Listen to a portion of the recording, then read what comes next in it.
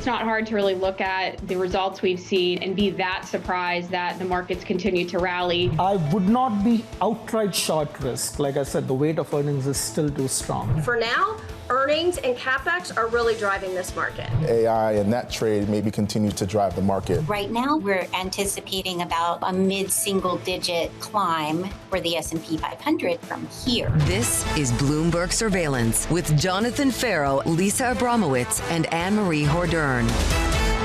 Live from New York City this morning. Good morning for our audience worldwide. Bloomberg Surveillance starts right now. Coming into Wednesday, stocks up, oil lower. The president doubling down, pushing for a diplomatic solution as China's foreign minister is urging Iran to find a lasting truce. The average gasoline price across this nation topping $4.50 a gallon for the first time in almost 4 years. We start this morning with this reporting from Axios. Checking out, it reads as follows. The White House believes it's getting close to an agreement with Iran on a one-page memo of understanding to end the war and set a framework for a more detailed set of nuclear negotiations. That piece driving this price action. Equity futures up by 0.75% on the S&P 500. Equities up across the board. The Russell up by 1.5. Crude down. WTI lower by 9%, $93, and Brent just about holding on to 100, down by 8% this morning. That's helping yields fall by 7 basis points on a 2-year this morning. 10s down by 8, your 10-year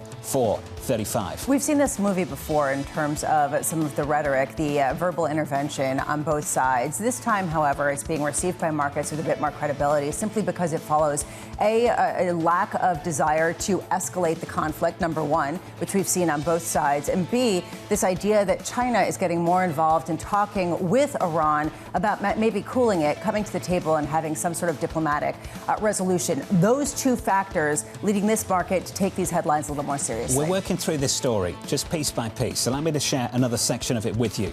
In its current form, the MOU would declare an end to the war in the region and the start of a 30-day period of negotiations on a detailed agreement to open the Strait and limit Iran's nuclear program and lift U.S. sanctions. There's still a lot of work to be done here. Right. It's the start, potentially the beginning of the end when it comes to the diplomatic route between Iran and the United States. And not only that, we don't even know word for word what is in this one-page memo. And then we need to wait 48 hours for the Iranians to respond. So, yes, there's a lot of hopiumism, as you call it, a lot of optimism right now in the market. But I think it's important as well to be cautious. Well, let's think about why we've got this hopium this morning. Gasoline prices north of $4.50 and evidence of the last 24 hours. Think about the last 24 hours. If there is a commitment to anything, it's not resuming hostilities, turning a blind eye to what's happened so far this week. And the aggression that Iran has shown, I think, showed you just how committed this administration was to not resuming this war. Operation Epic Fury is over. That's what we learned last night. And there is a new phase that has to do with reopening the Strait of Hormuz, and that's where the emphasis is. That's the reason why this market wants to look through this. It is important to note, though, the reason why this market wants to look through any kind of pessimism coming from the Middle East is A, people don't know how to price it, and so they're sick of thinking about it. B, they like the earnings that they're seeing, and they want to get bullish, so they're looking for any excuse to get bullish. And C, they often have seen oil price shocks as transitory, temporary. They want to see this one, too. They've been trying to, move away from that kind of thought process over the past couple of weeks, and now they're doubling down. It's not even Operation Epic Fury that Secretary Rubio yesterday said is over and they're moving on to a new phase. Project Freedom was supposed to be that new phase to escort, guide humanitarian capacity ships out of the Strait of Hormuz. The president last night decided that is also on pause before we got this Axios report. So there's a lot of momentum going towards they really want to take the offer. This is not the only bullish pillar underpinning this equity market this morning. AMD, by the way, in the pre-market, and we'll spend some time on this throughout this morning. AMD is up by 18%. 18 in early trading. Coming up this hour, we'll catch up with Max Kettner of HSBC with stocks adding to fresh record highs. General Karen Gibson of Academy Securities as the U.S. pushes for a final agreement with Iran. And Jay Goldberg of Seaport, he joins us with AMD sending tech stocks much higher.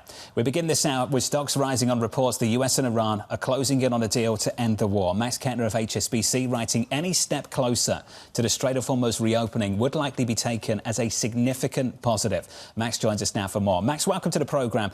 Is a resolution to all of this a prerequisite for further gains? No, I don't think so, because I think what we're forgetting is the big buyers and the big drivers of this rally has been really not really discretionary investors. You guys were just talking about, people want to get more bullish and people want to be, they're sort of sick of the geopolitics here. They want to go and focus more on the earnings side of things. I would view that slightly differently. In the last month and a half, I've barely met any investor that really had great conviction, which you kind of get if you've got a mark to market every day, right? And things are just flip-flopping around so much. So it's not like discretionary investors, both on the fast money and the real money side, have really put on new trades in size and in conviction. What's happened was two things. Number one, I think that was the first leg, was unwinding of a crazy amount of downside hedges. That has helped. And number two was really that very depressed positioning of systematic investors, of momentum players, CTAs, volatility target funds. And actually, when you look particularly at volatility target strategies, they've actually de-risked a lot more than what the pickup in volatility would have suggested. So particularly the vol target strategies still have a bit more room to re-lever. And overall, all of our systematic positioning stuff is only about 35th percentile. It was much lower. It was toward 10th percentile a month and a half ago. But we're not even neutral. So I do think actually any kind of incrementally good news or less bad news on the geopolitical side is enough to keep that systematic buying going. So, Max, you make a good point. I'd make an additional one. The Middle East is where people had low confidence. They had a lot of conviction on tech, and they've been crowding into that trade. AMD, an example of that again this morning. The stock is up by 18%. The numbers are great. First quarter sales up 38%. Revenue from the data center business up by 57%. Strong guide as well. We've seen these names absolutely rip, Max, over the last month or so, as people have crowded into names they have confidence in. If we do settle the issue in the Middle East, does it at least open the door, set the stage to a broadening out of this rally?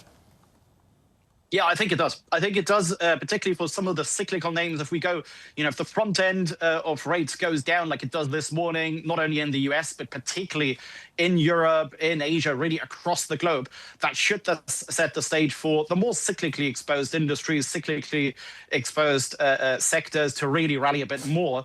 That means in the US, you want to be looking at things like XRT, US retail, like home builders, like the regional banks. Look at things like BDC spreads, right? You look at business development companies spreads. We've all been really worried about private credit in the last couple of months. The fact is that in the last 3 weeks, BDC spreads have come down an awful lot. And that should give also a bit of comfort to the higher beta, to the regional banks.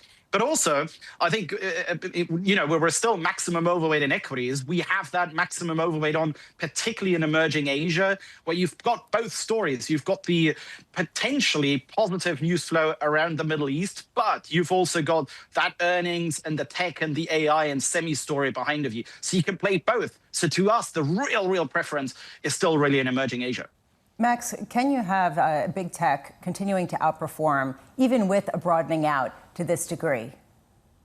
I don't think they will outperform that much anymore. I think it's not a case of what we had in January and February, where people were playing AI funding concerns. Remember when, what John just was saying, that people are piling in and crowding into the tech trade. That was very different 2 months ago. 2 months ago, we were talking about, okay, do I need software? Do I need commercial real estate? Remember, we had 2 weeks of every day some other industry was sold off because of AI. And people were actually piling out of the AI and the tech trade and were playing much more the AI funding concerns. That was what was driving tech and AI valuations to near 10-year lows when we compare it to the broader market. So I don't think going forward it's a question of, okay, I need to get out of tech and I need to forget about the AI story. I'm just going to play the equal weight S&P or the Russell. It's a story of tech and some of the other cyclical stuff. So I think it's more the other ones catching up rather than tech really catching down. I would love to have Jeff Curry or Amos Hochstein here listening to what you were saying as they talk about the concern about molecules that are not getting through the Strait of Hormuz and the pain that is potentially deepening every single day. At what point do you have to factor that into your growth projections, your optimism, given the fact that there has been a hit, even if it hasn't been fully experienced to date? Look, I think people have been, to be perfectly honest, just flat out wrong on that. Because when you look at earnings, right? It's not that the equity market is pricing something completely different than the rates market and it's totally out of sync and they're pricing two different outcomes. No, look at the S&P nowadays. You've got to deal with the cards that you've dealt with. You look at the S&P, you look at the market cap, it's no longer an index that is that economically sensitive. You look at proper consumer cyclicals in the S&P, that's about 4% of market cap. So even if we were to feel some sort of effect on consumption in the next couple of months, it's unlikely that the S&P broad risk appetite coming from equity markets, from US equity markets, is the right place to play it. Just to give you an idea, tech and AI stocks, the ones directly related to tech and AI, they've been 28% of market cap just 2.5 years ago. That's now 50% of market cap. So what's much more important is, what are DRAM prices going to do in the next 2-3 months? Are they going to go up or go down? That's much more important to the broader risk appetite outlook that comes from the S&P or from the US equity market outlook and then spans to credit and to other risk assets. Max, if the market is moving on from what is going on in the conflict of the Middle East, is the next big potential catalyst going to be next week when President Trump sits down and meets with Xi Jinping? Yeah, I think that could be a potentially really positive catalyst, because I don't think if nothing comes out of it, I don't think it's going to be that much of a negative catalyst. Whereas if we do have some sort of commitment or some sort of saying, look, you know what, we're going to meet in 3 months again, and we've got some agreement on some things maybe around investment already, that already, particularly for tech and via AI, could actually be a real positive. Think about things like NVIDIA, right? Or overall, when you look at imports now coming into the US, right, from semiconductors, that's gone up hugely. Look at semiconductors and other electric equipment import prices. That's in double digits now. That's how strong, really, the demand for AI and tech and semis is in the US. If there's something coming out, just some bits of like, yeah, you know what, we keep on talking, we keep on meeting, we'll schedule the next meeting already, I think that's enough. Given that low systematic positioning that we've still got, it's enough, really, for another leg higher in risk assets broadly, really. Hey, Max, it's good to see you and great to catch up. Max Kettner of HSBC, bullish throughout all of this. And if you are bullish on this market, you are getting the best of both worlds so far this morning. On the Middle East, some encouraging signs, reportedly on the diplomatic effort. Crude is down by 9%. Front end of the futures curve at 93 on WTI. On Brent crude around 101. But it's not the only part of the trade this morning. Tech is absolutely ripping. Bramo, we've talked about it a couple of times already. AMD is flying in the pre-market. They said that second quarter revenue will be $11.2 billion. That compares to the expectation of $10.5 billion. You pointed to this figure, the fact that its data center business grew 57%. I mean, we're talking about mind-boggling types of numbers. They're putting up growth rates that we had seen a couple of years ago and said it's not sustainable. The semiconductor rush is real. There is $725 billion of spending this year behind it, and that is what is sustaining a lot of this optimism. 17 to 18% rally in the pre-market so far this morning on that single name. Let's get you an update on stories worldwide this morning. There are many. With your Bloomberg brief, Yahara has more. Hey, Yahara. Hi, John. The White House believes it's nearing a deal to end the war with Iran. Axios reporting officials have outlined a one-page memo of understanding, including Iran committing to a moratorium on nuclear enrichment, the U.S. lifting sanctions, and both sides reopening the Strait of Hormuz. Israeli officials responding to those developments, the country's energy minister saying Iran must agree to all U.S.-Israel conditions and that the Hormuz blockade should be maintained as long as talks are still underway. And as you all just said, AMD shares are soaring nearly 18% in the pre-market. The chipmaker reporting first quarter earnings that beat Wall Street estimates and a surge in data center spending boosting its sales forecast. Shares of AMD already up more than 65% so far this year. That's your Bloomberg brief. John. Yahara, thank you. Thank you very much. More from Yahara later this hour. Up next on the program, closing in on a deal. We have total control. As you know, the blockade's been amazing. It's like a piece of steel. If everyone's ships are not getting out, your ships are not getting out either. That's not an act of war. That's a defensive measure. It's a counter to what they have decided to do. Up next, we'll catch up with General Karen Gibson of Academy Securities, live from New York City this morning. Good morning.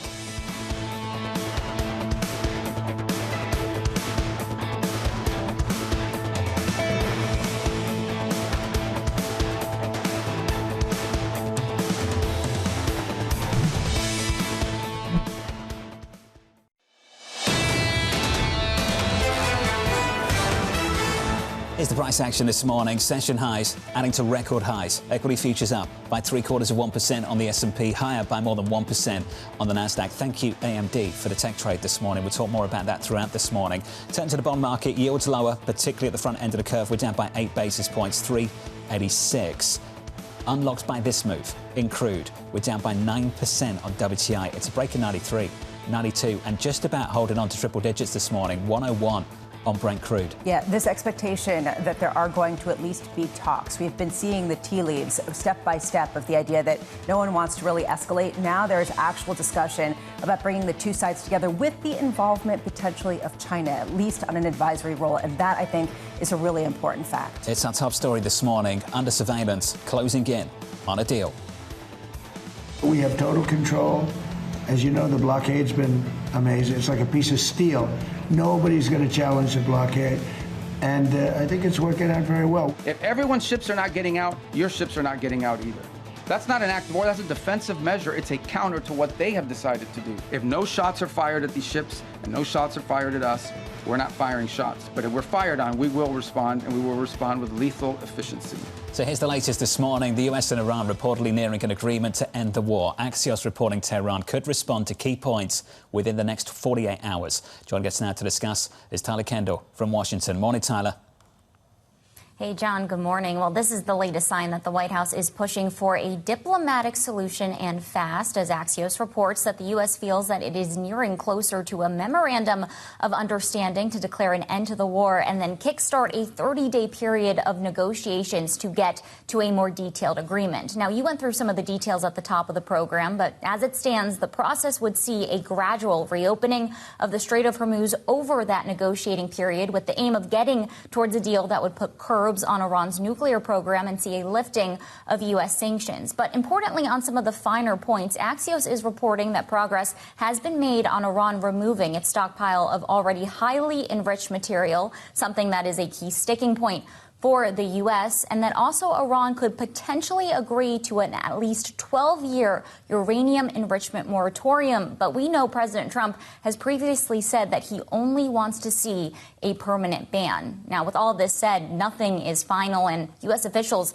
in recent days have really been trying to underscore that fractured leadership in Iran could risk derailing any progress towards a potential deal. But still, it does come after President Trump just yesterday announced that he was putting in place this, quote, short-term pause for those efforts to help guide ships through the Strait of Hormuz. He says at the urging of Pakistan, of course, a key mediator. And after we saw the biggest flare-up in fighting since the ceasefire began. But, John, at this point, shippers are still left grappling with what to do next. Secretary of State Marco Rubio, before Project Freedom was put on hold, said that the U.S. knows that it is going to take time to build confidence with shippers to get them to agree to put their vessels through the strait, as the U.S. right now says that nearly 1,500 ships are part of that backlog. Tyler, appreciate the catch-up, as always. Tyler Kendall down in the nation's capital. To build on this conversation, General Karen Gibson of Academy Securities writing, as long as Iran retains the ability to contest the Strait, we could face enduring challenges to navigation. This may not end until we have an enduring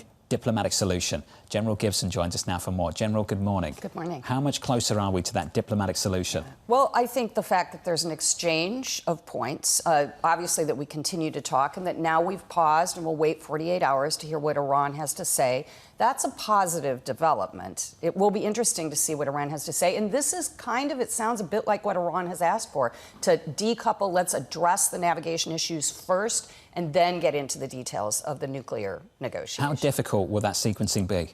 I think it'll depend on a couple of things. And of course, I don't know what the details are in this one-page memo. Do we retain the blockade until we get a nuclear agreement? Or is this just about getting ships in and out of the Gulf? When it comes to the Strait of Hormuz, why would Iran be willing to give up that leverage? Because that is really their one piece of leverage over the United States and the rest of the world. So I don't see how they even give it up. I mean, so in what I wrote that you quoted, it's their ability to contest. They don't even have to control the strait. They just have to have an ability to contest and make it more dangerous periodically. And as long as there is a drone within range of the Straits, I think they will retain that ability to contest the Straits if they choose. Even if we are moving into a phase where there's diplomacy and they're going back and forth with these memos and then potentially even a meeting, they will just still try to maintain this ability to contest it with drones or whatever they have, speedboats? I don't mean to say that they'll actively contest it. I just mean it's hard to eliminate that ability. And I think as long as there's positive progress for them economically in terms of lifting sanctions, in terms of prolonging the negotiation for a nuclear deal, it is in their benefit to demonstrate good faith and to allow ships through. But they'll always, I think, have that ability. Last night, the president put out a Truth Social post saying that he was pausing Project Freedom. That's a humanitarian effort. Why would he pause it? I think yesterday's, or I guess it was now, the day before, the initial Project Freedom mission was interesting.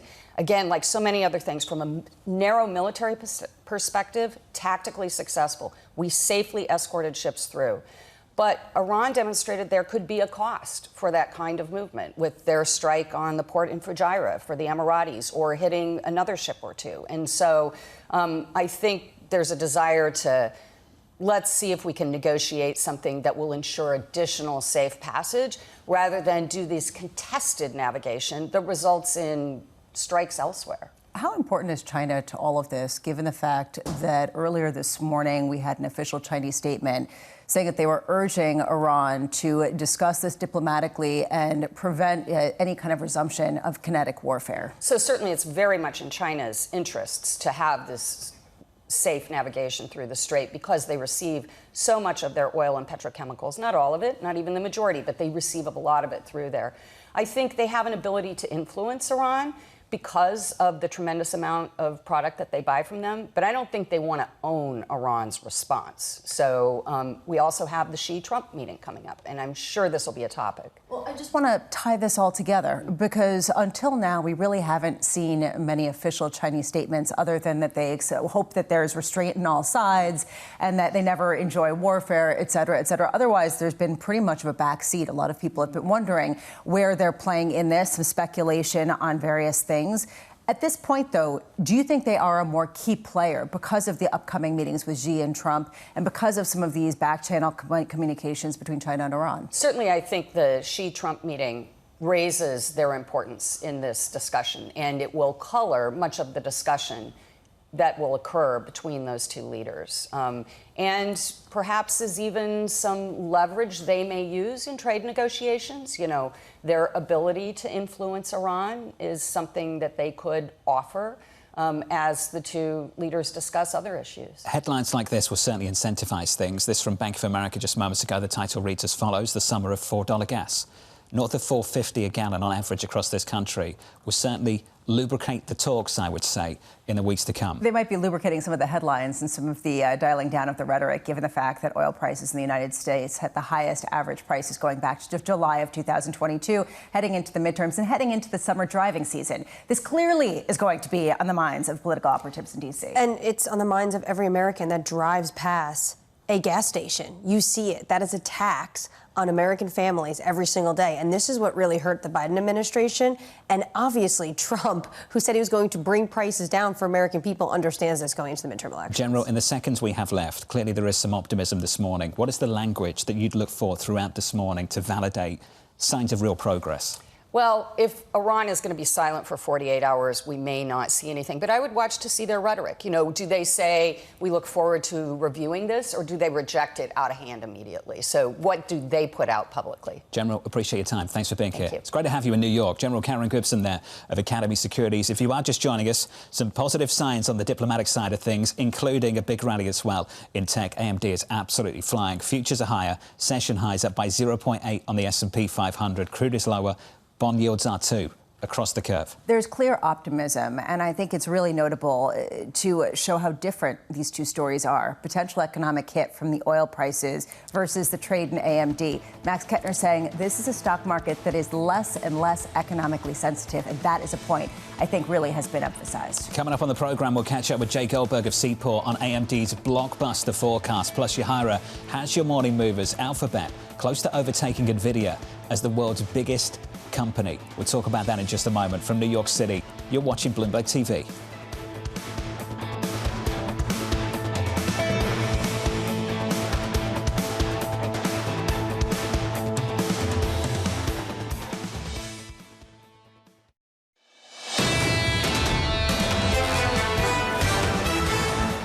this is the guide to the morning ahead of us. 8:15 Eastern Time, ADP jobs data. Look out for that.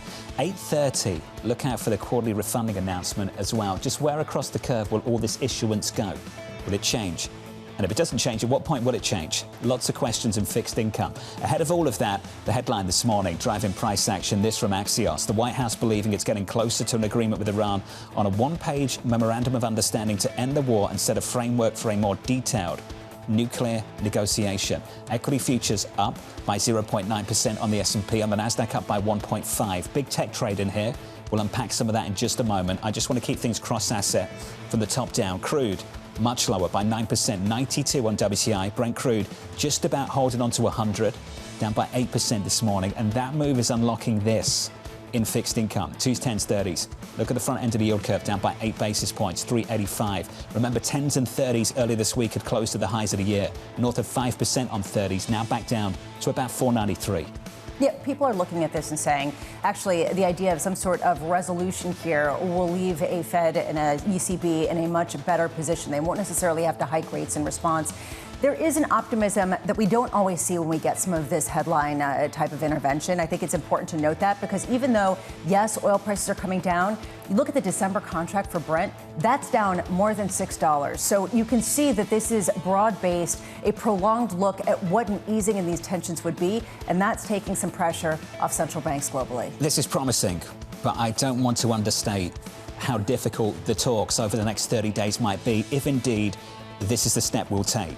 This came from CNBC just moments ago, that Iran is evaluating the US proposal. I understand they've got the next 24 to 48 hours to give an official response to this. But let's say they agree to it. We get this MOU. We declare an end to the war, and we start a 30-day set of negotiations.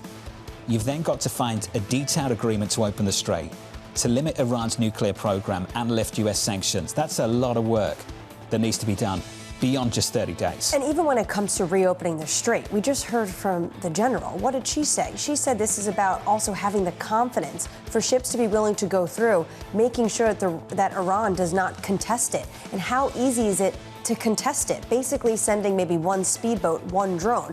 Also, how many times have we been here before? Back channel discussions. And at the end of the day, they don't end up meeting in Islamabad, and they end up not happening. We are moving closer. It's obvious this White House wants that off-ramp, but like we've said last year, this isn't like Liberation Day. The president does not control it. There are multiple parties involved. Equity futures, session highs up by 0.9% on the S&P, counting it down to the open about 3 hours away. With your morning movers, Yahara has more. Hey, Yahara. Hi, John. AMD adding fuel to what's already been a blistering run for the chip makers. Shares are now up more than 18% after the company delivered a blockbuster outlook. And while NVIDIA still dominates AI chips, what you're seeing increasingly is customers trying to look for alternatives due to all that demand, and that is helping AMD win over business. Turning to Supermicro, also soaring in the pre-market, up 15% after the company delivered better margins than expected and a better profit forecast.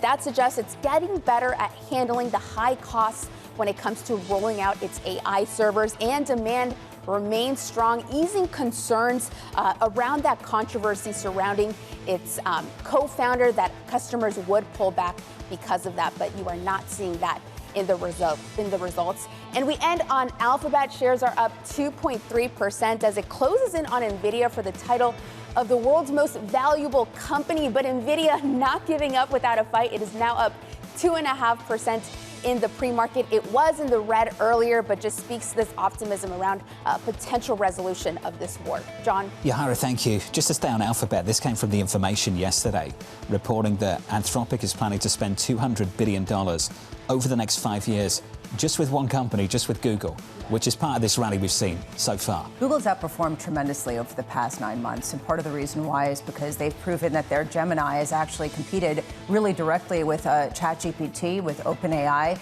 and they have the footprint of the cloud computing services to unroll some of that to their customers. Again, don't underestimate this company, but it highlights how the fortunes can change. They're up, Meta's down. How is this going to shift around going forward? What a change in fortunes in just 12 months. Massive change, massive pivot. On our radar this morning, the White House closing in on an agreement with Iran to end the war. Axios reporting the terms of the deal include Tehran committing to a moratorium on nuclear enrichment, and both sides lifting restrictions on the Strait of Hormuz. Elsewhere, Citadel CEO Ken Griffin saying he's expanding his company's Miami offices following New York City Mayor Mamdani's push to tax the rich. Mamdani planning to raise taxes on second homes valued over $5 million, and he used Griffin's apartment as an example. Finally, AMD, what a move we're seeing this morning. Shares soaring in the pre-market following a major earnings beat. The results reflecting a flood of spending on data centers, leading the chip maker to hike its sales forecast. What a move we're seeing in the pre-market. Check it out. 18% higher, not on the week, the month or the year, just on the session.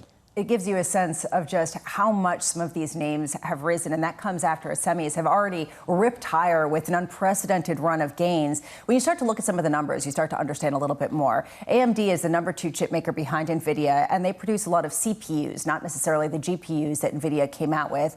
They are cheaper. They also use less energy, the central processing units, and they're used in more simple calculations.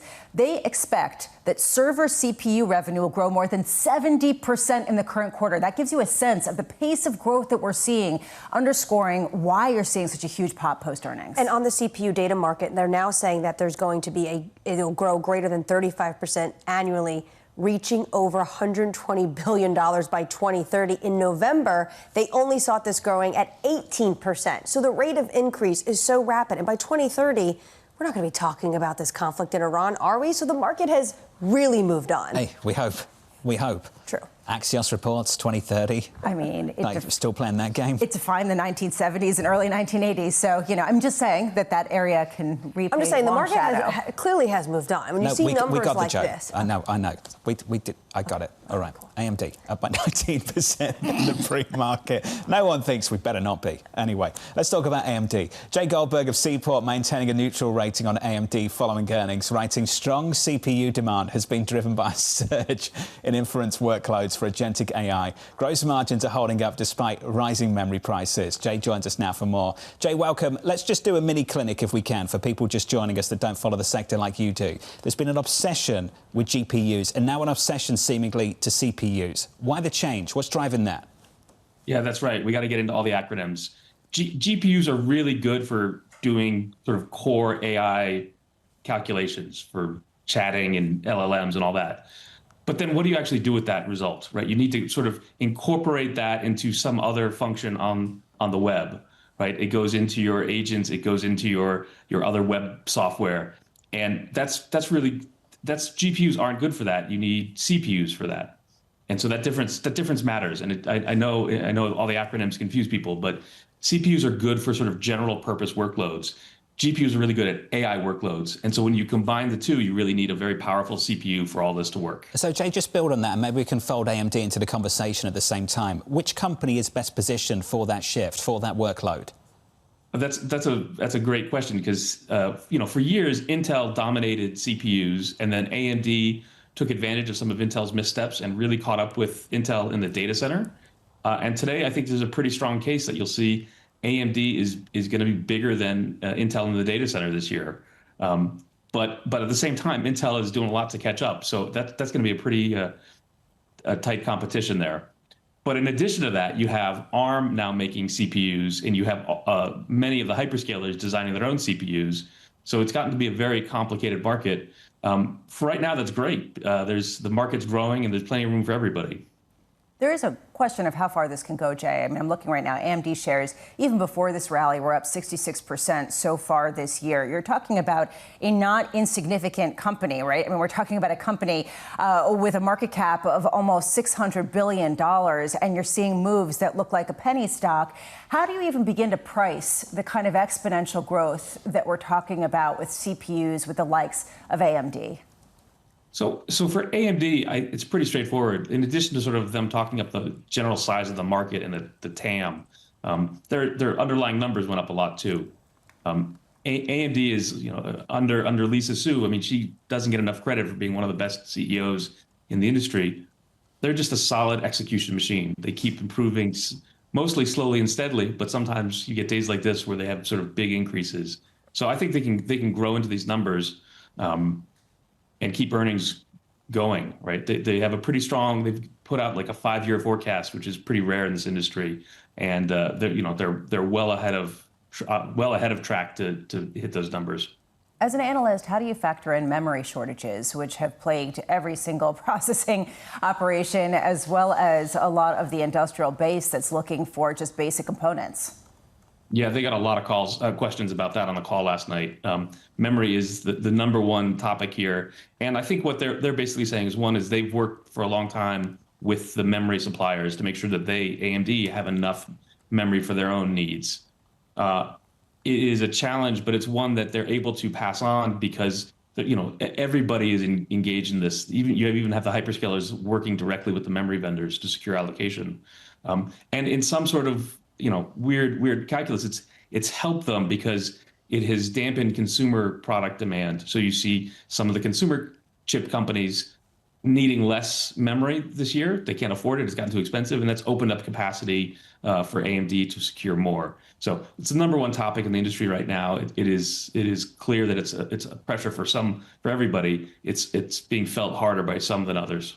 Jay, I'd love to just quickly get your take as well on Intel. The U.S. government obviously made that stake in August. Since then, the stock has been on an absolute tear. Are you seeing real changes in Intel for it to become a player like its peers? Yeah, absolutely. Absolutely. I mean, first is Intel's gone a long way in fixing the mistakes it's made over the last 10 decades. They've greatly improved their technical capabilities. We have the new CEO, Lip Bhutan, who has also done a lot to improve the culture and the incentives and sort of just the focus of the company. This is a company that was dominant for 40 years, and I think they think they have a shot at sort of regaining that top position. I think just surviving and getting to the point where they can become a sort of new player, a foundry for third parties, I think that's a viable path for them in a way it wasn't a year ago. We had exclusive reporting that Apple is holding some discussions about using Intel chips. How big of a win would that be for Intel?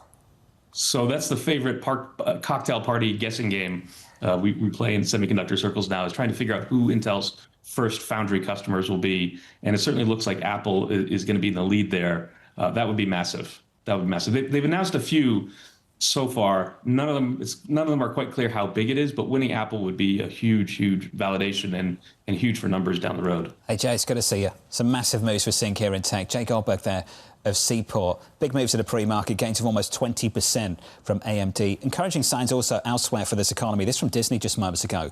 EPS 157, the estimate 151. That's an upside surprise from the Walt Disney Company. And they reported a beat across the board in all three of their divisions: entertainment, experiences, and sports. So this really shows that it's not just coming from the Disneylands and Disney Worlds around the world, which have typically driven a lot of this. It's also direct to consumer that achieved a double-digit profit margin for the first time. They're able to pass along those costs to consumer. Remember, Disney was not focusing as much on the number of subscribers, but the fee that they were charging for it. And this is the reason why you have to buy your sports from 15 different providers, because they know that you'll pay for it. And I'm talking to you, John. But what this really does point to me, is it's not just a story about tech. It is also a story about the consumer. If they can go and spend more than $100 for a ticket to Disney World and go on a cruise and buy the little Mickey Mouses, well, or just go nowhere and spend $1,000 a year on Hulu. Right? Well, that's go to the movie theaters. That too. The stock is higher in the pre-market by 7%. It's another upside surprise for corporate America. Let's give you an update on news worldwide this morning with your Bloomberg brief. Yahara has more. Hey, Yahara. Hi, John. Alphabet raising $17 billion in its biggest ever sale of euro-denominated bonds and its first Canadian dollar notes. In its push to fund AI infrastructure, Alphabet has diversified its funding away from the U.S. dollar more than any other American hyperscaler. Anthropic unveiling new AI agents designed to handle financial services tasks, including drafting pitch decks and reviewing financial statements. The new tools are aimed at professionals across banking, insurance, asset management, and fintech. And the Securities and Exchange Commission releasing a proposal to allow U.S. companies to report earnings semi-annually instead of quarterly. The move could potentially reduce how much information publicly traded firms must share with investors. That's your Bloomberg brief. John. Yahara, thank you. Thanks for the update. Up next on the program, a crude reality. We're going towards a cliff on oil and oil products by the end of this month. If you're an American listening to this and you think you're going on vacation this summer, plan for a very, very expensive one. How much is paying? Maybe. Up next, we'll catch up with Paul Donovan of UBS from New York City this morning. Good morning. You're watching Bloomberg TV.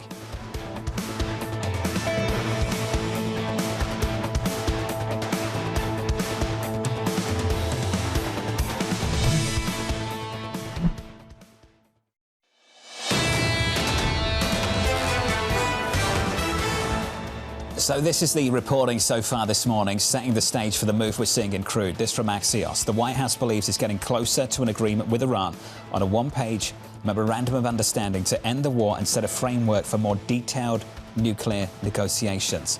Take that, push it through crude. A break of 100 on Brent, 99. We're down by 9% on the session. WTI, by the way, is down by almost 11 to 91. We might have a sneak peek of the 80s if this continues. Take that move, push it through the bond market, and lock in these moves across the curve. Yields down by 9 basis points on twos, down by close to 10 basis points at the belly of the curve. The 10 years down to 4.33, was north of 4.40 earlier this week. 30s were north of 5% earlier this week, now down to 4.92. And with those two moves, you've got this in equities, almost vertical in the last hour or so. Session highs up 1% on the S&P, up by 2 on small caps. The Russell flying. Yeah, the idea of a broadening out trade can really take hold if the economically sensitive sectors of the market start getting a benefit from potential either rate cuts or at least not a rate hike, and you have some sort of easing in the consumer tax of higher gasoline prices. That will turbocharge the rally that would have been. That's what a lot of people keep saying. The rally that would have been had there been no war in Iran. Dampening the boom. You've talked about it repeatedly. We've been dampening a potential underlying boom in this economy. And that's the reason why AI has just taken over and really provided the heartbeat for some of the positivity that people feel that is economically removed to whatever is going on in Iran. Do we see a sustained peace, ceasefire? Do we get an agreement? All still on the table and big questions. However, the rhetoric is giving people a really good feeling this morning. There's a lot of progress to be made. There's a lot of talks to be had, a lot of negotiating, but we're making just small signs, small steps forward, and helping to alleviate some stress in the commodity market, with gasoline prices topping $4.50 across this nation for the first time since the summer of 2022.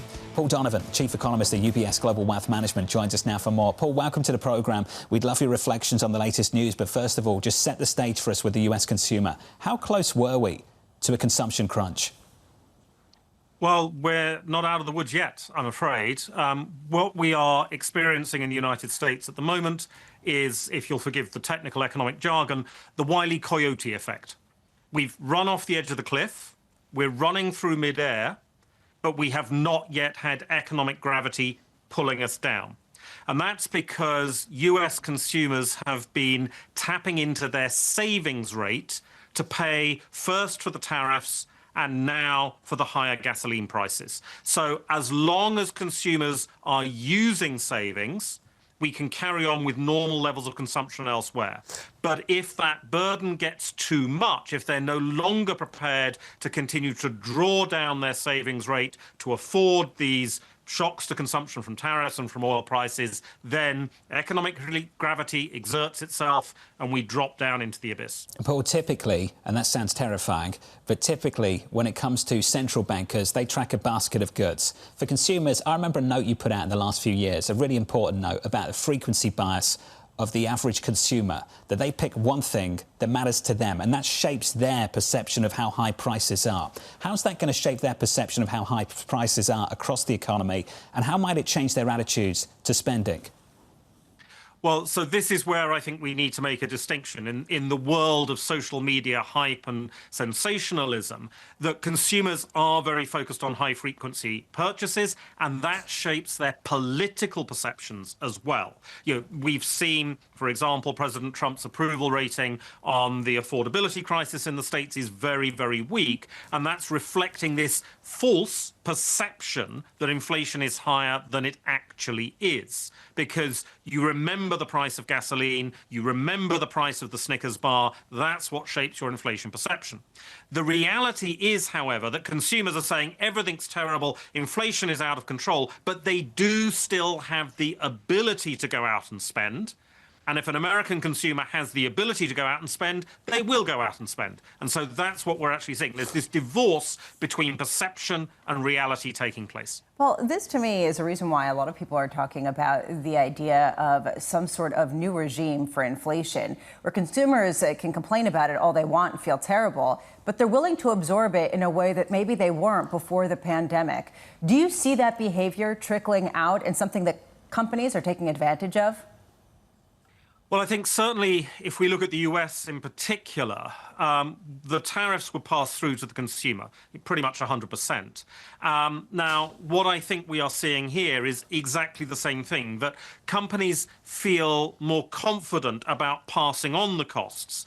We're not necessarily at this stage seeing profit-led inflation where they pass on the costs and then a bit more and increase their margin. That's not necessarily taking place. But certainly I think consumers have been more willing to accept the higher prices. And that's because not just in the States, but in Europe, in the UK, and Japan, consumer balance sheets began this year in actually a very strong position. We've had unusually good conditions for the consumer, and so that has allowed them to weather the shock a bit more readily. If consumers had been more constrained, then I don't think they would be so willing to accept the price increases. Do you think then that we could see some sort of broadening out, some sort of consumer-led rally taking over from what we've seen, which has been dominated by tech?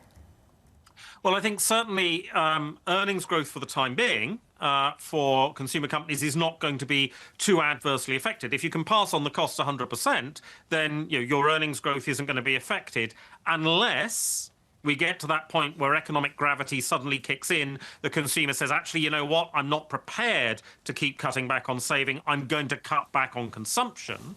And that might come either because there are concerns about job security.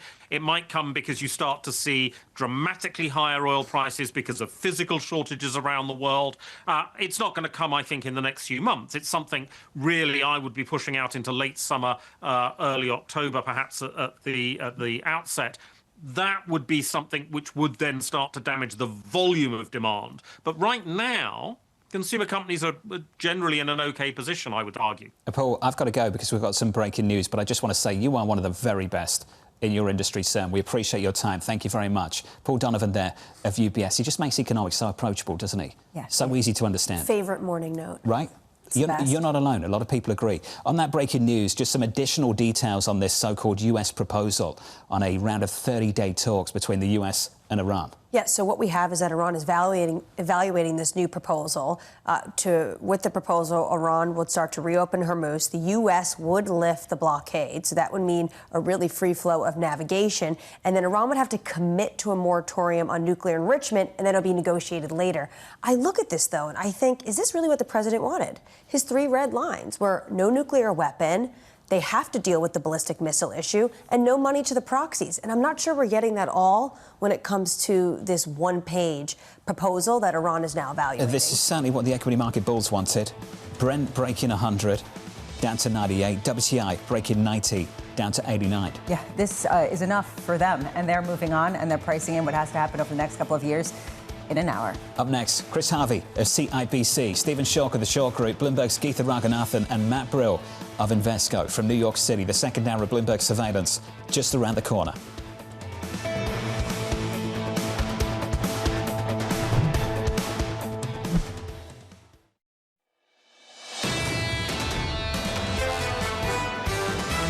Perhaps equity markets, equity investors are optimists and bond investors are realists. This is an economy that has weak breadth. Listen to the doves. Don't listen to the hawks. There are still some really strong, positive U.S. economic stories there. Well, maybe there's a risk that rates will stay higher for longer. This is Bloomberg Surveillance with Jonathan Ferro, Lisa Abramowicz, and Annmarie Hordern.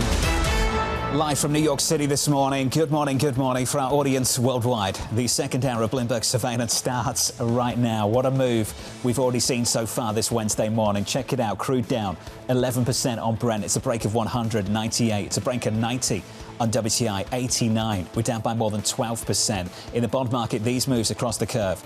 Yields plummeting. 2-year yields down 10. 10s down by 9, 433 on 10s, 2s at 383, and equities unleashed. Equity futures up by 1% on the S&P 500, on the Russell up by 2. The diplomatic effort making some progress. Yeah, what's the opposite of a toxic brew? It is a benevolent boom, because ultimately you've got all cylinders firing for the equity trade, given the fact that suddenly the pressure comes off central banks just a touch, with the idea that even longer dated crude coming in quite a bit, and earnings just keep on beating across the board, whether it's the tech side or whether it's the consumer side, with Disney and Uber coming out, beating expectations. You put this together, people are feeling really good, even though there is this one little asterisk: a lot has to be determined. I'd like to hear some from some officials on the record. We haven't had that just yet, but we've got some reporting. Started with Axios about an hour ago, indicating that the White House believes it's getting closer to an agreement with Iran on a one-page memorandum of understanding to end the war, and then set the stage for this 30-day period of talks where we have to deal with a lot of complex issues. Then we got a report from Iranian Press TV, I believe, just moments ago. Yeah, when it comes from the Iran Revolutionary Guard's Navy. And I think this is really important when it comes to driving crude lower. You're talking about the biggest choke point, one of the biggest energy choke points in the world. Well, potentially, the Iranian IRGC Navy is saying that's going to be opened up. With aggressors' threats neutralized and new protocols in place, safe, stable passage through the Strait of Hormuz will be ensured. Potentially, they are opening up this door for ships to be able to come through the Strait of Hormuz. This is what would be massive, and this is why you're seeing oil reacting. So you're sitting here thinking, I've seen this before. I know. I remember this on April 17th. The Strait of Hormuz is reopened. Then we got into the weekend and it hadn't at all. Is this different? You know, looking at the statement, it went on to say that the guards thanked ship captains and owners for complying with Iran's Strait of Hormuz regulations. So the asterisk here is, it is our strait, it is our rules. If we want to tax it, if we want to attack it, that is up to us. And clearly that is not what the administration of the United States is intending when they say reopening the strait. So this is a bit of cognitive dissonance. Nonetheless, it's better than lobbing missiles at one another, so people are taking it. Conviction around this story is not particularly high. It's been pretty depressed for a while. Where do people have confidence in this? AMD is flying in the pre-market. There is a tech leg to this rally that has to be appreciated. It's not just about what's happening in crude and developments on the diplomatic push. AMD's higher in the pre-market by close to 20%. Fantastic numbers from them. They're higher by almost 21% in early trading. It's just bonkers for a company that has a market cap of $600 billion or so. But they're talking about revenue growth from their CPU unit of more than 70% in the current quarter.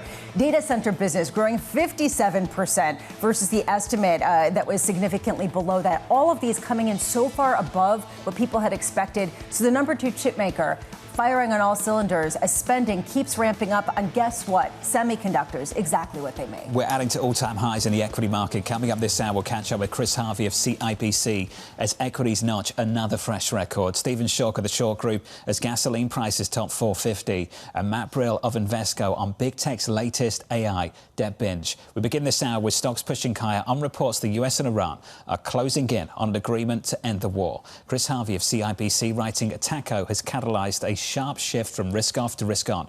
We believe geopolitical risk has crested, but risks are still lingering. Chris joins us now for more. Chris, good morning. Good morning. You've had a great year so far. I'll say it for you. I remember catching up with you at the very start of the year, and you said this market was sleeping on a lot of macro risk. That's right. Then we had the drop off in the equity market. I think it was March 27th you dropped a note and said we're interested in adding some risk here, just slowly. Then this market's ripped. Where are you and the team now? So right now, you've had a lot of catalysts play out. Equity markets are up. We're thinking more consolidation. We're thinking more you buy the rumor, you sell the news. Markets are ripping right now. That's great. But as you were talking about, we don't have a deal done just yet. Things are not moving through the Strait of Hormuz. Oil is not just going to, it's dropping today, but gasoline prices are not going to drop that quick. And until we have a deal done, it's hard to see this. In addition to that, that keeps the Fed on hold. And so we're just thinking in the short term, it's a bit more consolidation. We like the market longer term, but near term consolidation. Help me understand from where. So is it fade the index level rally, fade the tech winners of the last month, fade the rotation we're seeing so far this morning? What is it? Yeah, John, it's not so much fade. It's just, okay, we had that directional move. We thought there was 10% upside here. We got a lot of that. Now it's about stock picking, right? Get the portfolio right. What we've been saying all year long is, hey, stay away from those the contrarian bet. What you want to do is you want to buy things that are working. We're still of that opinion.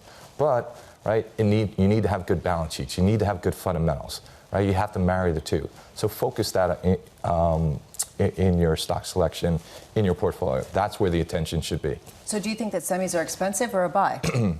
What we think is, I'm not going to answer that directly. What we think. Come on, Chris. Just friends. You and I had this conversation earlier this year. It's like, don't go bottom fishing. A lot of semis still have positive price momentum. They have positive earnings. They have good sentiment. Will we say buy them? Yeah, they should be part of the portfolio.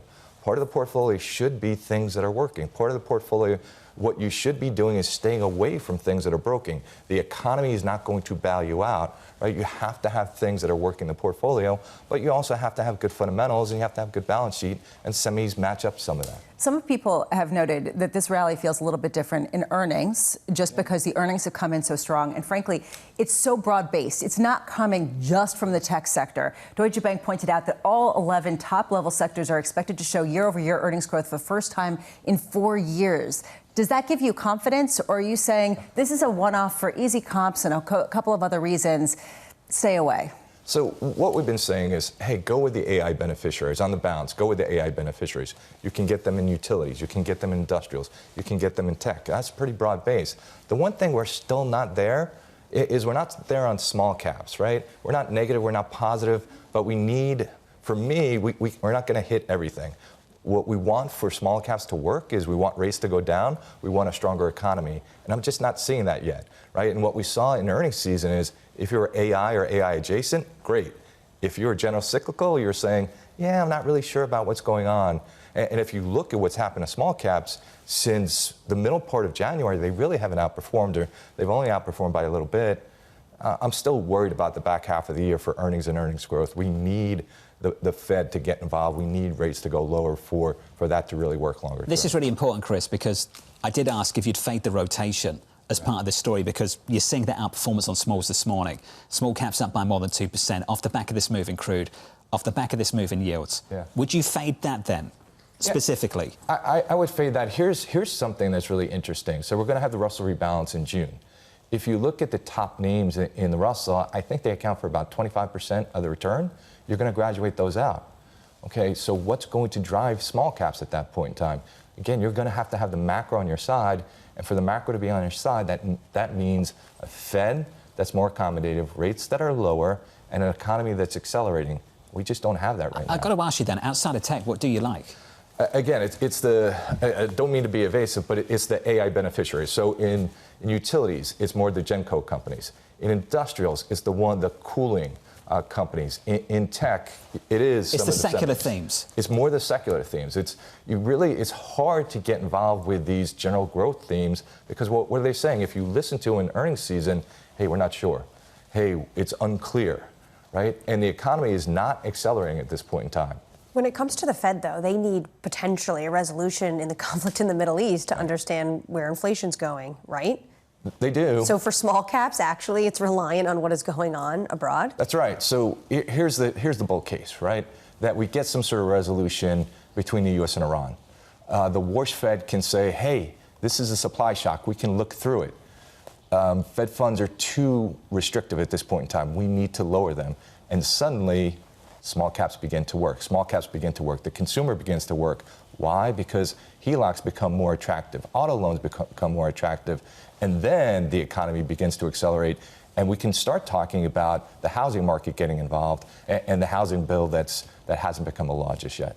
I keep thinking about what Max Kettner said at the beginning of the show, which is that this equity market is increasingly independent from the economy and is increasingly economically independent, the S&P 500 at least. If the Fed were to cut rates because they have an excuse to do so, and that would spur some sort of rally in small caps and beyond, would that cause a bubble in big tech that seems so far to already be flying without that kind of stimulation? Yeah, I don't know if it causes a bubble in big tech, but can we talk about a melt-up? Yes, we can talk about a melt-up. Again, what would happen is tech is working, it would continue to work. But now you're going to start to bring in all those economically sensitive names. And oh, by the way, M&A activity should start to kick up. The one thing we haven't talked about is that credit markets are very, very healthy, very strong. we should see more M&A activity. In addition to that, there are all these storied IPOs talking about coming to market. We could see that, and suddenly we have risk being recycled and a very strong reinforcing risk-on cycle. Could that be a melt-up? Could that be, I don't think bubble, but could that be a melt-up? Certainly in the back half of the year. This move in crude's helping. We just saw a 96 handle on Brent just moments ago at the front end of the futures curve, 97 this morning. Yeah, and it's not just the front end. We keep talking about that. The back end also seeing a rally, also or the other way, also seeing a sell-off. I guess it's the right kind of sell-off for this market when you take a look at Brent crude. People are expecting a resolution because both sides want a resolution. It takes a little bit more than that, but that seems to be the tone coming out, at least from Iran and the United States. Just tracking the oil majors in the pre-market, Exxon. Exxon closed February at 150.250 before this war started. This war didn't help. The end of this war might hurt. That stock is down in the pre-market by 5%. It's now trading at 147 in early trading. You saw concerns about what it would cost to rebuild at some of the facilities in the Middle East. And what has caused some of their earnings beats? It has been the higher prices. If prices go down, well, that's a huge tailwind for the profitability going forward. Exactly. The oil majors are just going to track WTI potentially lower. I'm shocked that WTI now is below $90 a barrel. We were talking earlier this week about $100 a barrel. And for really WTI, $100 a barrel has been the line in the sand for this White House. And I think a lot of people have been telling this White House that May is when the physical market is going to get incredibly tight. Yep. We're drawing on inventories, and you might actually see the futures market catch up to that physical market. Well, when you have optimism about potentially a peace negotiation, the Strait opening, that is going to quickly reverse things. Hey, Chris, just a final word on energy and that sector. Great start to the year. Great start. And then weirdly things got difficult when the war started. So just walk us through your thoughts now. So the thought is that people have been parking themselves. So everyone thought that gold was a geopolitical hedge. They realized that energy is a geopolitical hedge. So with this, we start to see the flip back to gold and away from oil. And you could see some really big moves between those two commodities. Interesting. Chris, thank you, sir. Thank Appreciate you. it. Chris Harvey there of CIBC. What a move we've got in crude so far this morning. Brent is down by 11%. WTI is down by 12%. And precious metals are higher. Gold is up by 3%. Silver is up by 6%. Yeah, I was just looking at that. So far, as the duration of the conflict has continued, you've seen gold and silver as the worst performing asset classes. Interesting that now people are heading back. I wonder if it's also some of the central banks saying, OK, we don't have to spend this on buying oil and supporting consumers. We can go back to stockpiling the precious metal. There's a lot of work still to be done here, but some encouraging signs and a big rally in the equity market, up by 1% on the S&P, with an update on stories worldwide. With your Bloomberg brief, Yahara has more. Hey, Yahara. Hi, John.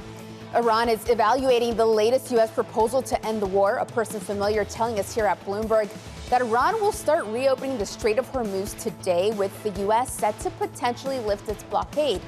A full deal with Iran that would center on its nuclear program will be negotiated at a later date. Uber shares are rising more than 9% in the pre-market, even after posting mixed results. The company reporting earnings that missed analyst estimates. Maybe the market taking a signal from this. The CEO saying, we continue to expect the U.S. mobility business to accelerate further in 2026. Disney shares also rising more than 4% in the pre-market after reporting second quarter earnings that beat analyst estimates. Disney seeing improved profitability in its streaming business and guests spending more at its parks, resorts, and on cruises. That's your Bloomberg brief. John? Yahara, thank you. Thanks for the update. Just a string of earnings beats so far this morning. Up next on the program, the price of peace. People are learning to buy oil from the United States. I also thought oil would go up to 200, 250, maybe 300. And look, today, it's like at 102. That's a very small price to pay for getting rid of a nuclear weapon. This morning, it's a 90 on WTI. Brent, just short of 98. Stephen Schork of the Schork Group joins us next, live from New York City this morning. Good morning.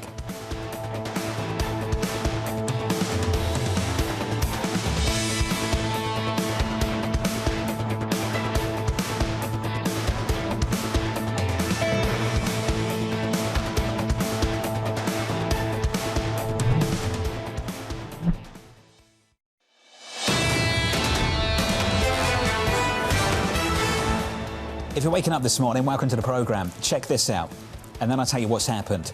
Brent down by 11%, 97.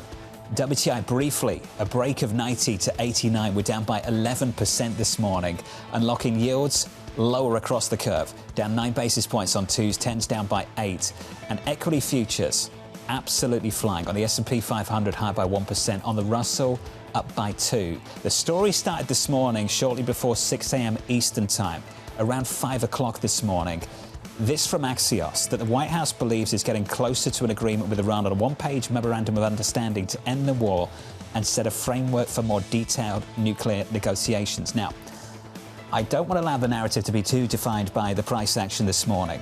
Yes, we are rallying pretty hard, but no, we haven't made concrete progress yet. We've certainly formalised where we are and set the stage for the diplomatic effort to continue. Right now, the market is just taking an easing in tensions and a desire to keep talking and some sort of diplomatic resolution as the win. And they're pricing in some sort of reopening of the Strait of Hormuz based on long-dated futures. Whether that actually happens remains to be seen, but it's clear this market wants to move on and focus on the positives, which is earnings and some resilience in the underlying consumer. And that is the story from Equities this morning. And the earnings have been absolutely fantastic, but the experience of the last 2 months, I think we've all been conditioned. Words are important, without a doubt. The market will trade on them, of course. But we want to see this in reality. We want to see this in practice. Absolutely. We need to see ships start moving to the Strait of Hormuz for this to really be tangible for the market. The market is trading on narratives. And even if the Strait of Hormuz is open, I think it's important to understand the physical market is still incredibly tight. Inventories have been drawn down, and it is going to take months for it to get back to normal. Crude lower this morning, Brent at 97. Under surveillance this morning, the price of peace. People are learning to buy oil from the United States. I mean, they're making the trip. I also thought oil would go up to 200, 250, maybe 300. And I know it would be short term, but I look today, it's like at 102. That's a very small price to pay for getting rid of a nuclear weapon from people that are really mentally deranged. So here's the latest this morning. Crude trading south of 100 as the US and Iran move even closer to a deal to end the war. Bloomberg's Tyler Kendall joins us now from Washington for more. Good morning, Tyler. Hey, John, good morning. Well, you just went through the price moves when it comes to oil, but we know that it will take some time for anything to trickle down to retail gasoline, considering that gas station operators often need to factor in their margins before they can pass off any reduction in cost to consumers. And the administration itself has acknowledged that gas could stay above $4 a gallon for some months to come, as we've now seen retail gasoline average prices rise above $1.50 a gallon, more than it was before the war started, and is now sitting at an all-time seasonal high, according to AAA. That's, of course, adding to the political pressure for this White House to get a deal done amid these reports that we could be making progress, because so far this administration has tried to take actions to help curb prices for consumers, including extending that Jones Act waiver, getting higher ethanol content gasoline on the market, but still it is proving to be a political issue. According to recent polling, we are seeing that Americans are now putting their higher concerns about gasoline ahead of any of their satisfaction when it comes to President Trump's tax cuts under the One Big Beautiful Bill. Of course, a pillar that Republicans are hoping to bank on. In fact, John, a new poll out this morning from Marist College finds that 8 in 10 Americans say that higher gas prices are now weighing on their household budgets. Things are starting to bite. How quickly will they change? Tyler, thank you. In the nation's capital in Washington, D.C. Stephen Schork of the Schork Group joins us now for more. Stephen, welcome to the programme. You've read the news. You've seen the headlines. Is it a nothing burger or the real deal? Real signs of progress?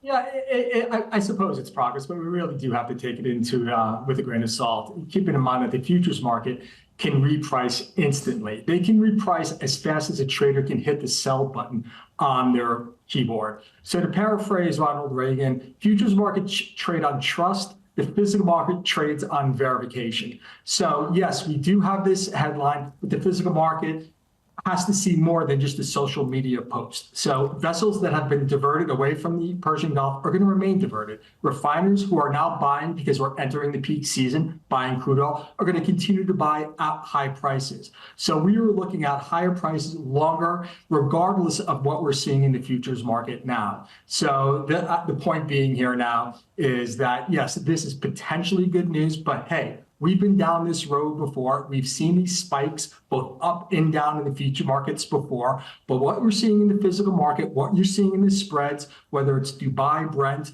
WTI, Brent versus Houston, The physical market has an extreme pull on the market, and prices are going to remain higher, certainly as we kick off the summer driving season. Thank you for that dose of reality, Stephen. When it comes to the inventories globally, where are we? How tight is this market? Yeah, it's not, well, it's really interesting. So it's not necessarily about barrels per se or supply, it's about logistics. So regardless of how much supply, and for instance, here in the United States, we are at multi-year highs when it comes to crude oil. And this is what's happening. The vessels are coming to, as the president in your clip before said, people are learning to buy U.S. oil. This is true. So what happens? Empty vessels are leaving lower inventory markets to come to the United States to load up, which leads onto a lag time of longer transit times, which will keep the market short of oil. So not necessarily because of the supply, but it's because of the vessel economics or the lack of vessels. And this is where the market has dodged a bullet up until this point. That is to say, this conflict began back in late February, early March, when demand for crude oil is at its weakest. Then we went through March, April, when refineries are in their turnaround season, their maintenance season. They are buying fewer barrels of oil, getting ready for the summer. Well, guess what? The summer is here, or it's about to be here. Refiners are coming out of their maintenance season. They have to buy these barrels, and therefore that is keeping the bid in the market. And that is most likely kind of the impetus of the White House to push this narrative that a peace deal is almost afoot because the hammer is about to hit the market. The demand, the one variable that's been missing from the market, has now returned, and it's going to return with a vengeance in the weeks ahead. Also, it comes, as Jonathan has been saying, U.S. gasoline is above $4.50 a gallon, the highest we've seen since 2022. Could we get to $5 in the next few weeks? Not likely. So what we've seen here, and the Federal Reserve has a study that's called Rockets and Feathers when it comes to retail gasoline prices. When we see a disruption in the flow of oil, prices at the pump will take off like a rocket. But then when we see some sort of resolution to whatever disruption it is, prices fall back to earth like a feather. So there will be a lag. Now, retail gasoline prices on average, where you're looking at the EIA or AAA, are about $4.55 on a national average. They're going to remain there for the next few weeks. Can we get to $5? At this point, I do think it is unlikely given where wholesale gasoline prices are trading in the United States. So if we are not at the peak of retail gasoline prices currently, we are going to near that price. We're going to near that level within the next few weeks. But that's not to say we're going to see a continued pullback, because keep in mind, in 3 weeks, 4 weeks, it's the Memorial Day holiday. So now prices will begin to remain high. So that feather aspect will remain high. Prospects of $5 gasoline, looking at 10 years worth of regression, is very limited proposal at this point. Stephen, it's good to see you. It's good to hear from you. Stephen Schork there of the Schork Group. The most encouraging sign out of all of this reporting so far this morning.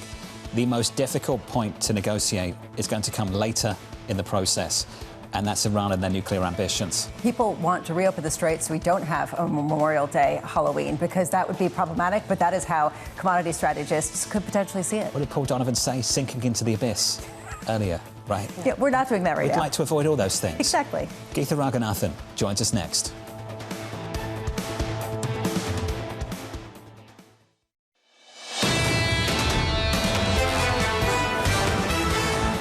Check it out, big moves in crude. We're down by more than 10% on Brent. Similar move on WTI. WTI breaking 90 earlier in the session, down by 11%, down by close to 11 on Brent crude. In the bond market, yields down across the curve.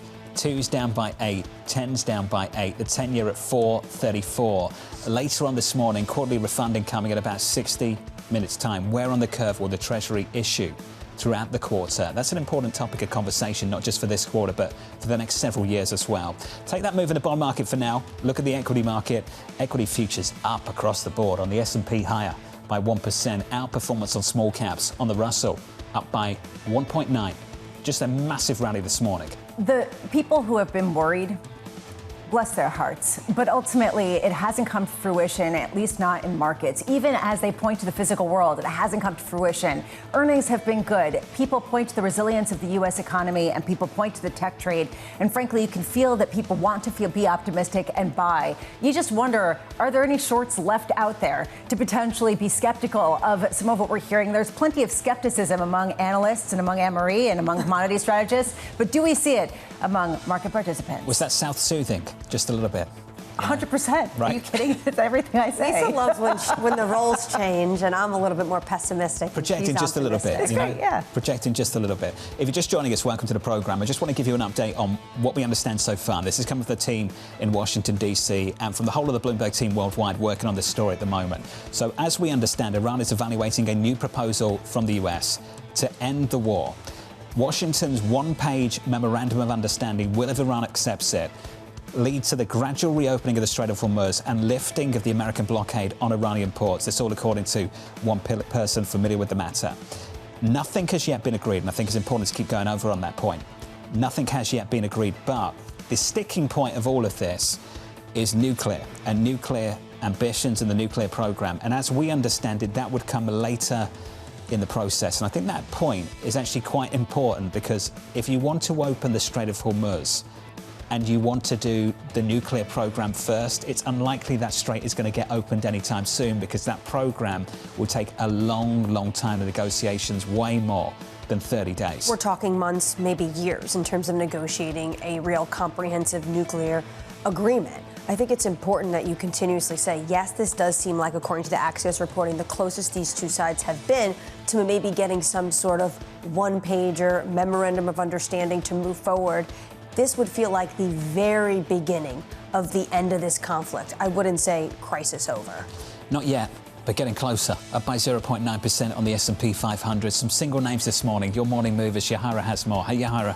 Hi, John. We are seeing AMD absolutely ripping this morning, adding fuel to what's been a blistering run for the chip maker. Shares are up now more than 19% in the pre-market after its forecasts blew past estimates due to data center revenues surging 57%. And while NVIDIA still dominates when it comes to AI chips, customers are increasingly looking for alternatives, and that is clearly benefiting AMD.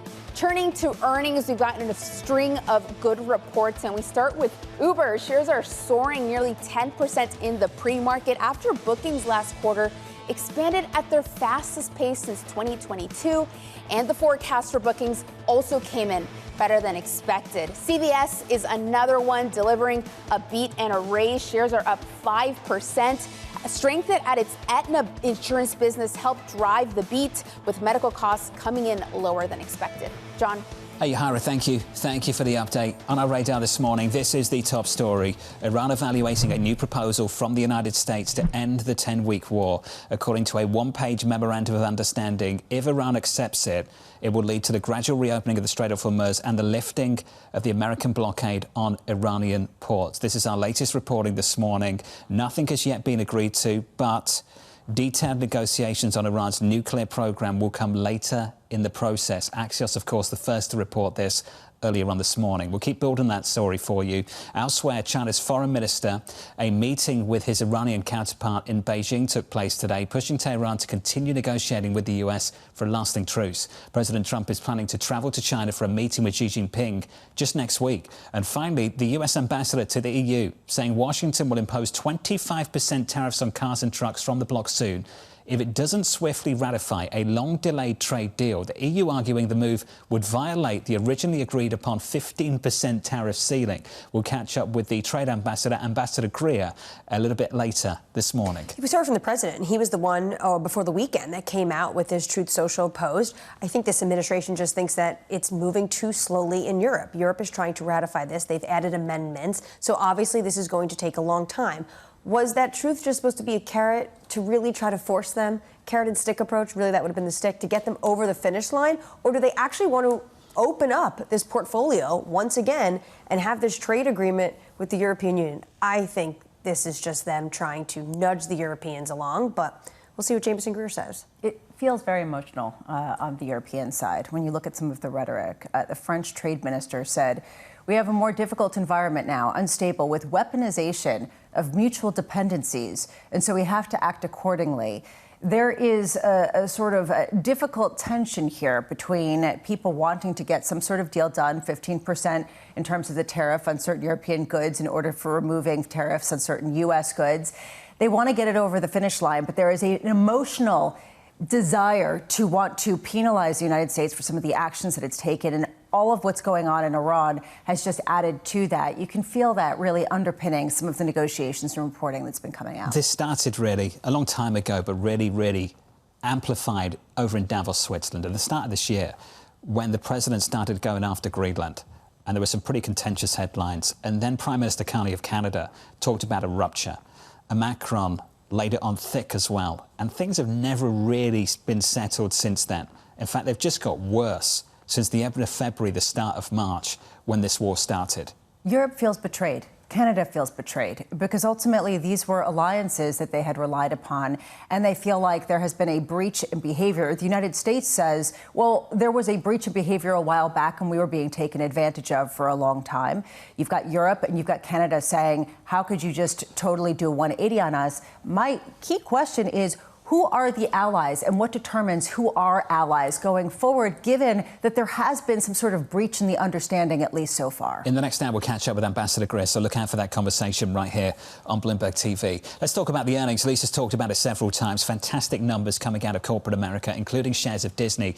They're rising in the pre-market, up by 4%. The company reporting improved profitability in its streaming business and saying guests are spending more at its parks and on cruises. Geetha Raghunathan of Bloomberg Intelligence joins us now for more.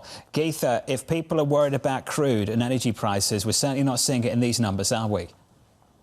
No, we're not. And this is what I think investors were really worried about, John, kind of coming into this quarter, rising gas prices, all of this geopolitical tension, whether it would have a palpable impact on theme park demand. And what we saw Disney report for fiscal second quarter was actually a 5% increase in operating income. We were expecting only about 2%. And this is despite a very tough economic backdrop. And the better news is that they've pointed to strength and a pickup in the third quarter and the second half of the year. So all in all, a really strong report from Disney. Geetha, do you think this is a Walt Disney experience? Unique thing that people just keep spending on? Or are you seeing this across the sector? I think a lot of it, John, is the Walt Disney experience. And we've seen kind of this move towards this premium, towards getting this more premium experience. And we saw that in the numbers, too. So if you just look at visitation and attendance has actually been a little bit soft, especially from international visitors. We've seen them kind of pull back a little bit. But what we're really seeing is strength in per capita spending by guest, and this is really what is driving revenue and driving operating income. And a lot of that is that premium experience that, people are so willing to pay for, the Disney brand. How much, just more broadly, is Disney seeing consumers accepting price increases at its direct-to-consumer outlets, its Disney Plus offering, as well as at parks? I mean, beyond just the premium offering. We are seeing strong pricing power. And, we saw that in the streaming product. So really good streaming growth.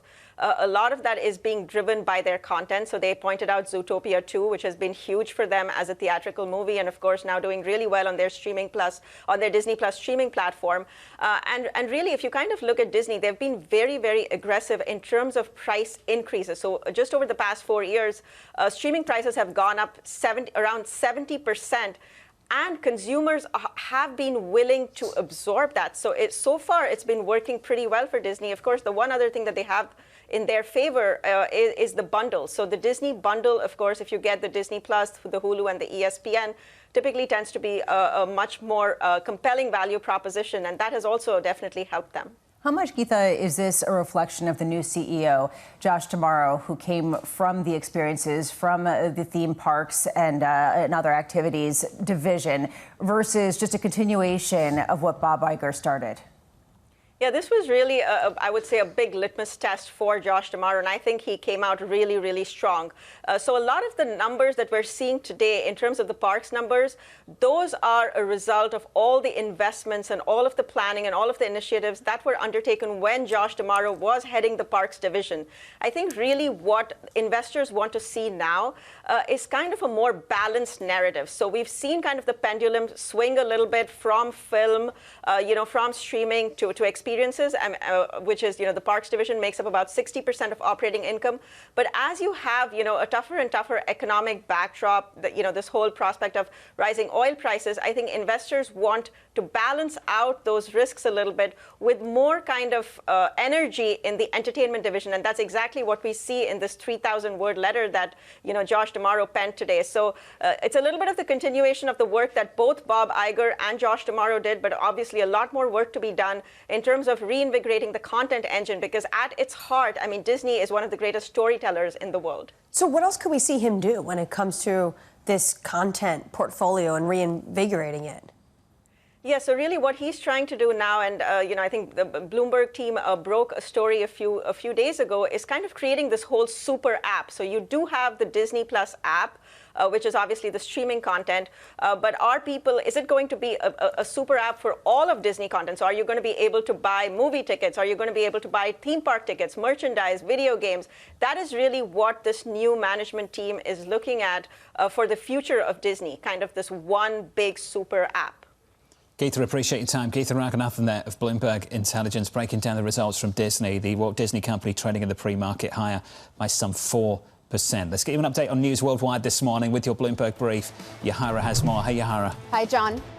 Anthropic unveiling new AI agents designed to handle financial services tasks, including drafting pitch decks and reviewing financial statements. The new tools are aimed at professionals across banking, insurance, asset management, and fintech. Voters in Ohio backing Vivek Ramaswamy's bid to be the Republican nominee for governor. He'll face Democrat Amy Action in November to replace term-limited Republican Governor Mike DeWine. And Citadel CEO Ken Griffin saying he plans to make the company's Miami tower bigger after New York Mayor Zohran Mamdani name-checked him in his pledge to charge more taxes on second homes. Griffin saying Mamdani is making it clear they need to double down on their Miami bet. That's your Bloomberg Brief. John? Hey, Yahara, thank you. Thank you very much. Getting a response from the President of the United States out on social media just moments ago. He writes the following. I'll share it with you verbatim. Assuming Iran agrees to give what has been agreed to, which is perhaps a big assumption, the already legendary Epic Fury will be at the end, and the highly effective blockade will allow the Hormuz Strait to be open to all, including Iran. If they don't agree, the bombing starts, and it will be, sadly, at a much higher level and intensity than it was before. The President of the United States just moments ago. So he's giving that off-ramp, talking about Iran needs to agree to this, that basically says the blockade would end, allowing the Strait of Hormuz to be open as well. But if they don't, it comes with a warning, and the president is basically saying, I'm prepared to go back to the military option. Crude down 10%, WTI 91, Brent crude 98. Up next on the program, funding the AI race. These companies are using their balance sheet capacity thoughtfully, strategically, not all at once. Their balance sheets are so low leveraged that they have capacity to add a significant amount of debt. They're spending a lot of money, and some companies like AMD are making a lot of money. That stock is flying in the pre-market. We'll catch up with Matt Brill of Invesco. He joins us next.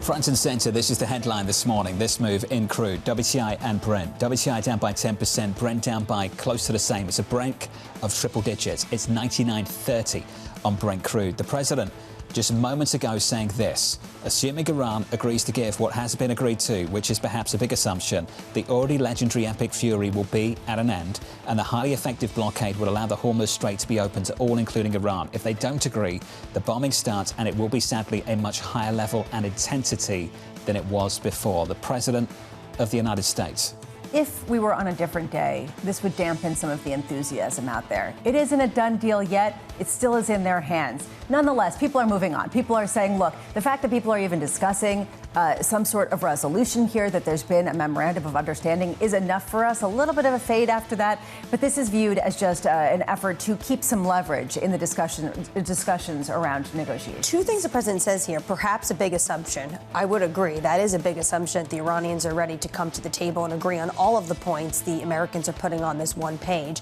And also, the president says the highly effective blockade will allow the Hormuz Strait to be open to all, basically saying that the blockade and U.S. forces will remain in the region. Is that going to be acceptable to this regime to then not go after and contest ships going through the Strait of Hormuz? Is this story not the only story driving markets today? You'll see equity futures up across the board. You'll notice small caps are outperforming, the Russell up by around 2%.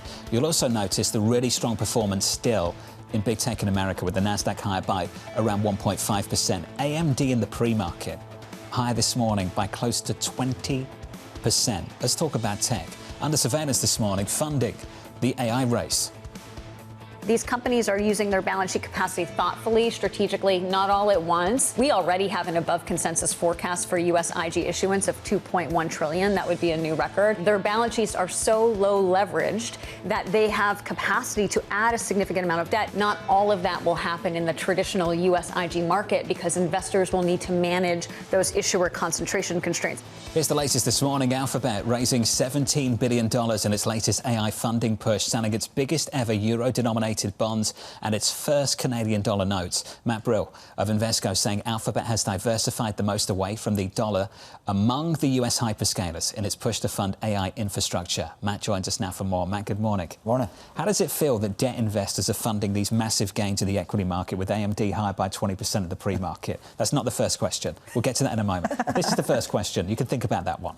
Why are we issuing in Canadian dollars in Europe? Why the big push to diversify the currencies that this debt is issued in? So I think the simplest answer is they need every dollar they can possibly get. So they've already tapped the U.S. market several times. Alphabet went to Europe earlier in the year. They did 100-year in Europe earlier in the year, in the UK. But they need more. And so they didn't want to come to the U.S. market this time. And I think they're going to save that for later if they need it. But for now, it's almost like going to the couch cushions. You know, the Canadian market isn't that big. And to do $8.5 billion of Canadian dollars, that is an enormous deal. It's the largest deal in history over there. So now the AMD question. So I'm sitting in AMD stock just receiving all the money. Thank you for the debt investors who have been funding all of this. What does the debt investor get out of this? So we get a higher premium than we've ever gotten in tech before. So these used to be really tight trading names that really didn't have a lot of spread to them. They now have some yield to them. But at the end of the day, the focal point is whether or not the U.S. IG market or the global IG market can continue to fund this. Because if this stops, then I do think that the overall trade ends. But for now, we continue to like this. We are getting a little bit debt saturated, debt fatigued, tech debt fatigued. But overall, it's still, these are great companies that have really low lever balance sheets. How would Canadians' debt market feel about being compared to the couch cushions? You have to go there to find some nickels under their couch cushions. I'm just saying. Let's hope Carney's not listening this morning. He might take some issue with that. To the point, though, that you're saying we are getting a bit saturated. At what point do you actually expect to start seeing meaningful pushback from investors? Because so far, maybe some people say that they're not that happy with it, but they're buying in droves. Yeah. And what's interesting, if you look at like a name like Meta and Oracle, they're actually telling you how often they're going to issue. But they're being truthful, but they're not being truthful, and I'll tell you why. So Oracle says we're not going to issue any more. They did $25 billion earlier this year. But then they do this special purpose vehicle that they called Project Mittens, which was the state of Michigan looks like a mitten. So they have this special purpose vehicle to look to, that's $14 billion that's leased to them, but it's not Oracle debt. Meta said we're not going to come back for another quarter at least, when they did $25 billion last week. And then a few days later, you guys report a headline that Project Sopa Ipija, which is El Paso data center, will be coming leased to Meta, and that might be $14 billion. So they keep telling you they're not going to be borrowing because it's not actually unsecured debt, but then they're doing another deal. And we say, okay, we're not going to buy any more, but then it comes pretty cheap. And we say, well, these are great companies. We do believe they're going to be around. The structure's sound. But you got to pay us more. And so that right now, it's just every time they're coming cheaper and cheaper in order to incentivize us to buy it. At what point do you start to say, you have to pay us a lot more to not just go into treasuries and go into your stock, because ultimately there is potential downside given the concentration risk at a certain time. But the upside is just getting paid back. Correct. And that's the life of a credit investor. We don't have the upside that the equity market has, so we do protect ourselves. A lot of things that we're looking for in these deals that the market is pushing back on is asking for more amortization, particularly if it's something that's backed by chips. You needed to amortize as fast as possible to get your money off the table. You're also seeing certain things like lease clauses. We wanted to have these data centers actually built. Originally, they were doing them and they were projects and they weren't even being done. Now we say the project needs to be done. It needs to be in place with a high quality hyperscaler for a long time. But when that lease rolls, we want them to not have any debt outstanding. So we don't have take any rent roll risk on the tenant as well. That's why I'm joking. I'm sitting in these stocks just saying, thank you. Thank you for funding all of this. I'm high this morning by 18%. Yeah, and you hear some investors who aren't just focused on credit say, why not just barbell it? Put some money in treasuries if you want the sort of credit component, and just buy the stock, because that's where the upside is. Of course, potentially, there's also the downside, and maybe you could also get your money paid back. So I'm going to give you a pitch also for credit. Matt, I'm interested in the feedback loop as well between markets, the spending. Are we just seeing that feedback loop continue? Any breaks in that whatsoever? Are the incentives just lining up for more of the same in the year to come? So 2 quarters ago, the incentive was to tell everybody that you were adding to CapEx, that you were going to do more. And that's gone away because the debt markets did push back. Particularly started with Oracle, where they said, look, it looks like you're going to keep borrowing a lot. And the stock started going down. And I think it was because the debt markets, credit default swaps went wider, bonds, cash spreads went wider. Is that Oracle specifically, or are we seeing some guardrails around the whole sector now? It was mainly Oracle, but I think everybody gets a little bit nervous when Amazon tells you it's $200 billion. Meta came out this time, they increased it by $10 billion. And that wasn't a lot, but their stock was immediately down. I think a lot of it is because people are saying, we want to see where this is paying, where the results are going to, where the cash flow is going to come from. But the companies are saying this is too big of an opportunity, we're not going to miss it. Matt, it's good to see you. Thank you, buddy. Matt Brill there of Invesco. A lot of companies feel that way, and a lot of investors are supplying the funding for them to continue. I think I need to be broadening my definition of couch cushions. I think I need to start looking in different places. I mean, in terms of, to be fair to Matt, in terms and relative to 100%. The US market, right. It's a little sofa. At the same time, it highlights how even a little sofa or a smaller market would be incredibly important to a company that's looking for any financing that it possibly can. I mean, there's this incredible irony here. Typically, you think of companies that really need to finance themselves as weak. And these are the companies that are the biggest and the boldest, and they need as much money. They're hoovering up cash from everywhere. It just really, again, people say that would be risky, but they're not risky because they're minting money. I'm just thinking of the hierarchy of spending right now. At the bottom, the chip players are just receiving all the money, right? And in between, you've got the hyperscalers spending all the money to build out this capacity. And the pyramid gets narrower and narrower because at the top, you've got these big frontier models, the likes of Anthropic and OpenAI. They're the ones committing to all the spend. How much can all of that continue? Do we need to broaden the base out a little bit more on the top? And do we need to monetize beyond videos made on, different social media platforms, mocking different news items? That's what makes me a little bit nervous anyway. Yeah, well, the monetization, that's the key question. Just how dependent we are on the plans of just a couple of companies and how much capacity we're building for them. The more you know. Right. The next hour of Bloomberg Surveillance, up next.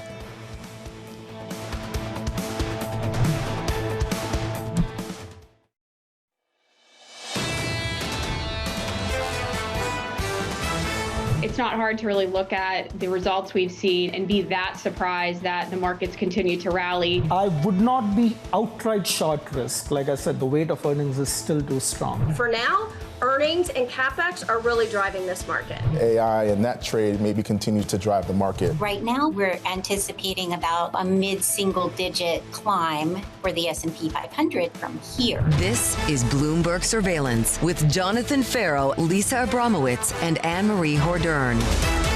On behalf of everyone at Bloomberg Surveillance, I'd just like to apologise for Matt Brill's words and language towards the Canadians and the Canadian debt market. I don't know that people are going to be that offended. One Canadian wrote in and said, as long as it's known that they're comfy and friendly couch cushions, we're okay with that analogy. Yes. Let me tell you, and look, it's not true. It's a decent, robust market that a lot of people are looking to tap. That's why we see so much issuance there.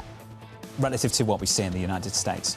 Live from New York City this morning. Good morning to you all. The third hour of Bloomberg Surveillance starts right now. And your price action looks like this. This move in crude dominating the headlines this morning, down by close to 10% off the lows. We did see a break of triple digits on Brent, a break of 90 on WTI earlier on the session. That unleashed this move, contributed to much higher equity markets this morning. Equity futures up by 0.8%, the Russell up by 1.7%. We heard from the president about 15 minutes ago, assuming Iran agrees to give what has been agreed to, which is perhaps a big assumption.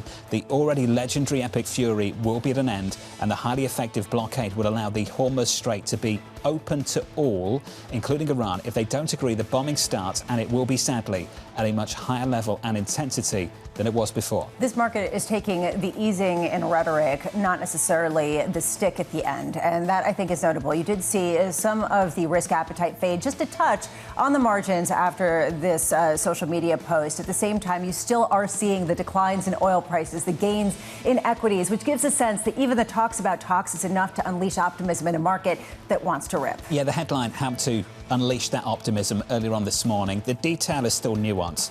A 30-day period of very contentious negotiations. I have to say that word contentious because they would be.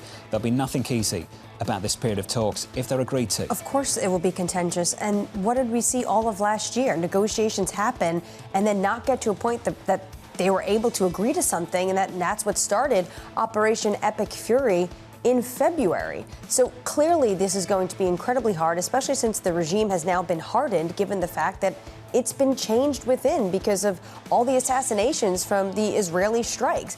This is going to be incredibly challenging. What all the news, though, says to me today is the president is ready to walk away, though, in a sense. He's ready to wash his hands for this. He's looking down at the midterm elections. The issue is, are the Iranians going to meet him halfway? Futures right now in the equity market just fading a touch, still positive by 0.8%. Coming up this hour, Barbara Reinhard of Voya Investment Management, with stocks adding to all-time highs. The Ferguson CEO, Kevin Murphy, on leveraging the American CapEx boom, and the US Trade Representative Jameson Greer on the tariff standoff with the European Union. We begin this hour with stocks rising and crude falling as the US and Iran are closing in on a peace deal. Barbara Reinhard of Voya Investment Management writing, we are positioned to be overweight equities, even with the uncertainty of the Iran war. Both corporate guidance and analyst EPS revisions have signalled confidence in the forward outlook. Barbara joins us now for more. Barbara, good morning. Good morning. We started the programme with Max Kettner over at HSBC and I asked him, do you believe that ending this war is a prerequisite for further gains? And he said no. Do you agree? I'd have to agree with it. You have a lot of supports to the equity market. So number one is that sentiment got very oversold in late March of this year. So it was kind of the rubber band was pulled back for people to start piling into the market. Secondly, you've had very good corporate earnings and good forward-looking guidance. And then lastly, something that not many people talk about are the buybacks. You've had $422 billion in executed buybacks in the first quarter of this year. And then you have another authorization for $600 billion, which would be one of the best years for corporate buybacks yet. Which is why we've seen a massive bounce off the low at the end of March, a massive rally. How great has the investor participation been in that rally? I think that there were some people that sold equities going into the Iran war, thinking that it was going to be a long, protracted, military conflict, that oil was going to spike. It could have all types of problems for consumers with high prices at the gasoline pump. However, I would say for people that were smart enough, they said, look, we're going to look through it. We know that the cure for higher oil prices is always higher oil prices, right? Oil follows this boom-bust cycle. And if you knew your kind of history of the markets and how military conflicts resolve themselves, you would have been able to say, we're going to be able to withstand it and we're going to invest through it. Some people did have the opportunity set to start adding back to equities in early April. But I think they haven't necessarily been adding in the places where there was the best opportunity set. For emerging markets has been unloved, underowned, underappreciated. EM ex-China is up over 18%. If you include China, it's up over 14%. Those are gains that are considerably better than other parts of the market like Europe. Those gains are also tied to things like the Kospi, which is up some 70% so far this year, I believe. And that's on the heels of Samsung and a couple of other players that are highly dependent on this chip cycle and on this AI boom that we're seeing across capital markets. One of Max Kettner's points was that this equity market is not tied to the economic cycle nearly as much as it has been historically. How much is that a factor? in your assertion? Well, I think you have to divorce two things, right? The economy is not the equity market, right? So the economy has really been driven 70% by consumer spending. The equity market is being driven by corporate earnings, and everything that you're seeing out of corporate earnings this quarter has been relatively strong, and the forward-looking guidance is very, very good as well. So I think you have to think about these things as two pieces. Of course, you do worry sustainably high oil prices when they go up 100% over a 12-month time period and stay sustainably there. That's when the economy starts to weaken. But you saw great data yesterday out of the JOLTS report. So JOLTS told you yesterday that while we're still in this low hiring, low firing regime, you're starting to see some stabilization for labor demand coming in. And that's companies being able to say, we're looking past the Iran war, and we're going to continue in terms of seeing strength in spending, strength in consumer spending, and then also strength in the build out of technology and very good high free cash flow from corporations really around the globe. So I think there's a lot of support. And also remember, while the Kospi and Taiwan Semi, they are up huge this year. Remember, they went through a period from November through February of this year where they were really on their backs for a while. Remember, we were in this very big industrial kind of super cycle, and so we're going to buy the junky stuff off of the bottom, and tech got left behind. So I think that was part of the reason that technology has moved so far and so fast off of the bottom. I want to pick up on the jobs point, given that we're going to get ADP data in just a couple minutes, and we're going to be getting the jobs report on Friday. What's the market's reaction to a hot labor market print? Based on what that does for the Fed, but also the potential impulse to the cyclical recovery. Sure. Well, look, remember, bond yields have been tied to oil prices, right? So bond yields kind of went up when oil prices went up. Now that we have a potential resolution on the Iran war, and I would note at the margin, having a one-page memorandum is a big improvement over having a 17-point peace plan, which was the last round. So they're trying to make it easier to get to a resolution. I think when bond yields come down, and our team's done a lot of work on this, we see as when bond yields come down, oil prices are going to be the driving factor to it. If you have a strong labor market print on Friday, it's likely just to mean that you're seeing stabilization, and that probably gives a little bit more wherewithal for the Fed to even stay on hold and not have to worry about raising interest rates as a result of rising inflation. And I think maybe even gives them an opportunity set where they can say, look, we can probably cut rates maybe once, maybe later on this year. Even if there's a one-page memorandum, though, we actually have to start to see straits move through the Strait of Hormuz. And what the Iranians are talking about is a new protocol they have that the United States is not going to find acceptable, no other Gulf country. Doesn't it feel like we are still in status quo, even if the words sound good? Well, I think you have to look for the fundamental change at the margin. Remember, peace talks are always very nuanced, very nuanced. And I think that you're starting to see, at least at the margin, less demands being put on getting to some type of an accord or an agreement. And that's usually what kind of investors look for in terms of being able to position for a recovery. That's why the March lows were so important. It was done off of, we're probably at the peak, and there's going to be, less escalation from here. How much more bullish would you be if the Iran war didn't happen? The Iran war has always been in the background for us. The big thing for us has always been corporate earnings and also has been fundamentals and the U.S. consumer. That's always been the big piece for us. Barbara, it's good to see you. Thanks nice for being here. Barbara Reinhard there at Voya Investment Management. If you're just joining us, welcome to the programme. Big moves cross-asset earlier on this morning. Some headlines dropping, encouraging the idea that we're close to a diplomatic breakthrough between the US and Iran. That hit crude pretty hard. Brent and WTI sinking by more than 10%. Briefly, a break of triple digits on Brent, a break of 90 on WTI, helping equity markets absolutely fly, with equity futures up around 1% on the S&P 500. Names like AMD, though, we have to keep going back to this. AMD higher in the pre-market by 17%. The chip rally continues. Lisa, there must be a massive itch right now to buy the rest of the market away from what's already done so well. I saw a note from Goldman, a quote from Ben Snyder, looking at the S&P 500 at record highs and the median stock in the index still about 13% below respective highs. One of the biggest gaps, the widest gaps we've seen in about 25 years. That's like a coiled spring for people waiting for this story to go away and buy everything else. Especially since it ultimately will become the adapters who should be benefiting. We were talking earlier about how you need to see the cost saving, or at least just the income perspective tied to the AI story. And that's going to come from all of the companies that are going to be creating more efficiencies, not to mention those that can just capitalize on this incredible CapEx boom. That's the reason why people really are looking at the earnings of places like Disney, of CVS beating expectations. Even CVS was beating expectations this morning and saying, all right, maybe the consumer is doing just fine. Better than good at the moment, that's for sure. Equity futures on the S&P 500 higher with an update on stories worldwide with your Bloomberg brief. Yahara has more. Hey, Yahara. Hi, John. President Trump warning Iran that bombing will resume if they don't agree to the latest U.S. terms for a peace deal. Trump saying the attacks would be at a much higher level and intensity than before. The president's also posting with an update on his plans for a White House ballroom. Trump saying the ballroom is around twice the size of the original proposal. It is estimated to cost under $400 million, which Trump says is under budget and ahead of schedule. And Microsoft may ditch one of the industry's most ambitious clean energy targets in an effort to speed up data center construction. Sources telling us here at Bloomberg the company could delay or abandon its 2030 target of matching 100% of its hourly electricity use with renewable energy purchases. That's your Bloomberg brief, John. Yahara, thank you. Thank you very much. Up next on the programme, the morning calls, plus the Ferguson CEO, Kevin Murphy, on leveraging the American CapEx boom. Looking forward to that conversation in just a moment. Live from New York City this morning. Good morning.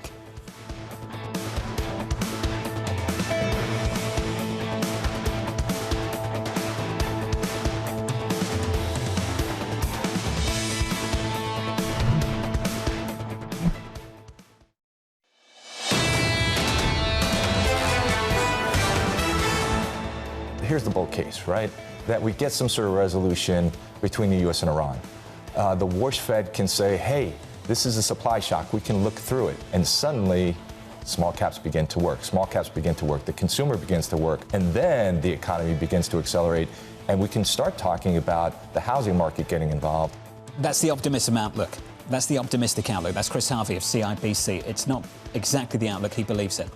He thinks maybe you should fade this move in small caps. We're not there yet. We don't see those things at the moment. Potentially, the reality could come back, and all of a sudden, commodity strategists will come out and say, this is what I've been telling you all this time. Ships aren't going through the Strait of Hormuz. There still are physical shortages. At the same time, for right now, have a wonderful morning, because right now it seems like everything seems to be working. Stocks are up but fading a touch. We're higher by 0.6% on the S&P 500. Crude is lower, but not down as much as it was. Brent and WTI. Brent crude down by about 7% this morning. Likewise on WTI crude, 94 on WTI. Brent crude at 102. Some data crossing just moments ago. The latest ADP report. Let's get those numbers with Mike McKee. Good morning, Mike. Good morning, John. The numbers are good, but not as good as anticipated. 109,000 private sector jobs created in the month of April, according to ADP. That is lower than the 120,000 that economists had expected. We see 15,000 jobs created under the goods-producing categories, including 10,000 in construction and 2,000 in manufacturing. Service providing 94,000 jobs. Education and health services, as always, the leader, 61,000. Leisure and hospitality, 4,000. Trade, transportation, and utilities, 25,000. Now, what we're going to have to see is, of course, what happens on Friday, because last month, ADP found 61,000 private sector jobs, and the Bureau of Labor Statistics found 186,000 private sector jobs. So if this is an indication that the Labor Department is going to overperform, then that will be good news, but we'll have to see if that's correct. One other thing, median change in annual pay, job stayers 4.4% and job changers 6.6%. Remember, in the JOLTS data for March, we saw the quits rate tick up a little bit to 2% from 1.9. Michael McKee, thank you, sir. Mike's going to be back with us in about 15 minutes' time. We're going to break down that quarterly refunding announcement from the Treasury in just a moment. Also getting these headlines from the President in a short interview with the New York Post. Some headlines coming from that. The President saying it's too soon to prep for the Iran peace signing, that from the president. I have to say, out of everyone, the president's the more cautious compared to, say, the moves we've seen in this market earlier on this morning. Yeah, which, I mean, I will have some psychologists come and understand a little bit better than I. What I find notable is that the market is taking the more optimistic tone and running with that and not necessarily seeing this as dampening its party as it looks to a potential peace signing. At least the idea of talks about talks is better than some sort of hot war. And NASDAQ futures still elevated off the back of some of the big moves we're seeing at the single name level. Let's get you some morning calls. With that one stock in focus, it's AMD. Your first call from Goldman, upgrading the stock to buy following its earnings beat, expecting it to be a beneficiary of agentic AI expansion.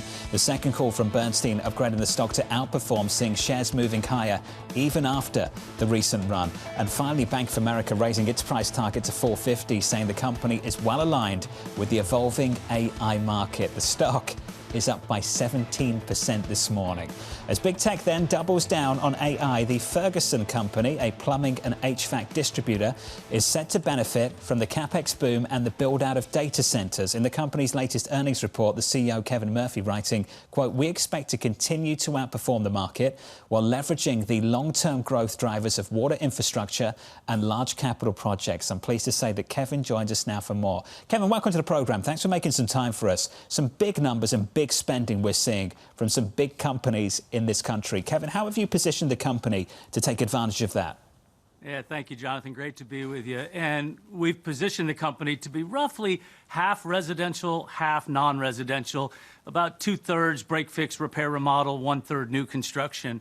But when you look at where today's tailwinds are, and you highlighted it, water infrastructure, but also large capital new construction projects. And so for us, across industrial, commercial mechanical construction, water infrastructure, large projects like data centers, energy, and again, water treatment are huge drivers for us. And it's really the driver of our results this past quarter. Kevin, so many companies are telling us that they're so-called supply constrained. All the demand is there. They just can't meet it. It's a struggle. Are you experiencing the same thing? We have, but that's where scale with best local really starts to advantage us. We source from over 30 countries. We've got over, we've got thousands of suppliers where we're bringing product into local markets. And so we're able to get the right product at the right time, at the right place for the contractor. And that's some of the biggest drivers of our value inside that large capital construction tailwind. And when you look at those supply chain challenges, we're also able to help the contractor, help the engineer understand what product solutions are available to them and make changes for value engineering to get that job done on time. Ferguson, Kevin, excuse me, how much are you seeing difficulty hiring people, given the fact that when I try to find an HVAC mechanic or a good plumber, forget about it, and they can charge whatever they want because there aren't any available? I mean, how difficult is it to get staff? That's our core customer. If you look at the HVAC technician, the plumbing contractor, the mechanical contractor, the underground utility contractor, that's who we serve every day. And our associates wake up every day trying to make sure that they're more productive at what they do. If we can help them get their job done faster and on time, we can make sure that we earn market share gains and also margin expansion. And so when you look at that trade professional, there are more retiring today than are entering the workforce. And quite frankly, we need to have more kitchen table conversations where parents are talking with their children about a career in the trades. That's what it's going to take to keep this construction boom moving. I agree with you, Kevin. We have a discussion every night about being a plumber because let me tell you, they're making a lot of money. I'm just wondering, though, what it takes going forward to change the idea of what work looks like, right? I mean, we had this huge shift from blue collar to white collar. We now might see a reversal of that in some capacity. How prepared are we to really facilitate that? We're finally starting to see some momentum in that regard, especially as you think about artificial intelligence and pressures on the job market. But for years, we've been talking about it's a fantastic way to not only earn a living and raise a family, but also to be an entrepreneur and start a business. And so we think that that momentum is starting to happen. But people need to realize these are durable jobs in building America. And we believe it's a great way, again, to start a career and to become an entrepreneur. Kevin, when it comes to input costs, have you seen them rise because of what has gone on the past year and a half between tariffs coming on, tariffs coming off, and at the same time also just commodities rising and higher prices because of what is going on in the conflict in the Middle East? We have. And we have most of our, in fact, the vast majority of our sourcing comes from branded U.S. suppliers. And the price increases that we've seen over the past year have been driven by a variety of things, not the least of which is tariff, but also in overall supply chain and overall supply chain challenges. When you look at our commodity business, about 15% of our revenue is what we would call commodity-based. Steel pipe, copper tube, plastic pipe. What we've seen is those move in different directions at different velocities. Copper, steel moving in an upward direction, but PVC, until recently, has been in deflation. We think that starts to change now as you think about some of the geopolitical pressures that are out there and what's happening in the oil markets. And so we believe that we'll see PVC begin to step up. And then we also see that overall commodity basket inching up. We looked at low single-digit inflation for calendar year 26. We think that edges up just a bit with the current position that we're in. Has it been much harder to secure some of the American-made products, though, because of, the tariff headlines coming out of this White House and the walls going up for outside suppliers? Again, there are some pressure points, especially in those rapidly growing areas like data center construction, power generation, onshoring, reshoring, and manufacturing, even pharma and GLP-1 production. And so some of those areas, like steel pipe, weld fittings, and flanges, have had some degree of supply chain challenges.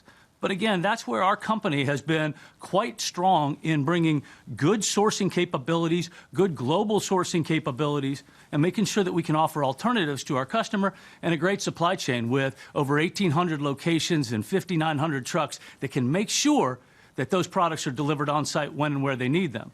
And additionally, we're doing good fabrication and valve and automation work to make sure that we can add productivity to what their jobs are doing. Hey, Kevin, I just want to squeeze this in and finish where we started. The weighting between residential and non-residential. Is there a preference to keep it equal weighted or lean into one versus the other? The balance really serves us well, Jonathan, and it has served us well over the past, call it 7 to 10 years. That'll change as the market changes. Right now we have residential pressure, both in new construction, but also in existing home turnover, which is a real driver for remodel activity. So we'll see that change. But that balance is pretty healthy for us and makes us very resilient over time. Kevin, appreciate it. It's great to catch up with you. Let's continue the dialogue through the year ahead. Some big changes in this country. The Ferguson CEO, Kevin Murphy, there on leveraging the CapEx boom in America, a massive boom. If you are a plumber or an HVAC technician, you can make $100,000 to $200,000 if you're in a place like New York City. Money. Yeah. And all of a sudden, people who previously thought about going and sitting in an office are thinking, wait a second, I can go fix someone's HVAC and earn the same thing. And then what happens 5 years down the line? Yeah, well, got a lot of plumbers. And but it's HVAC robots. It's gonna be a challenge. That took a turn. It's like Bramo. Goodness me. All right. Up next on the programme, the US Trade Representative Jameson Greer on the tariff standoff with the European Union. That conversation just around the corner.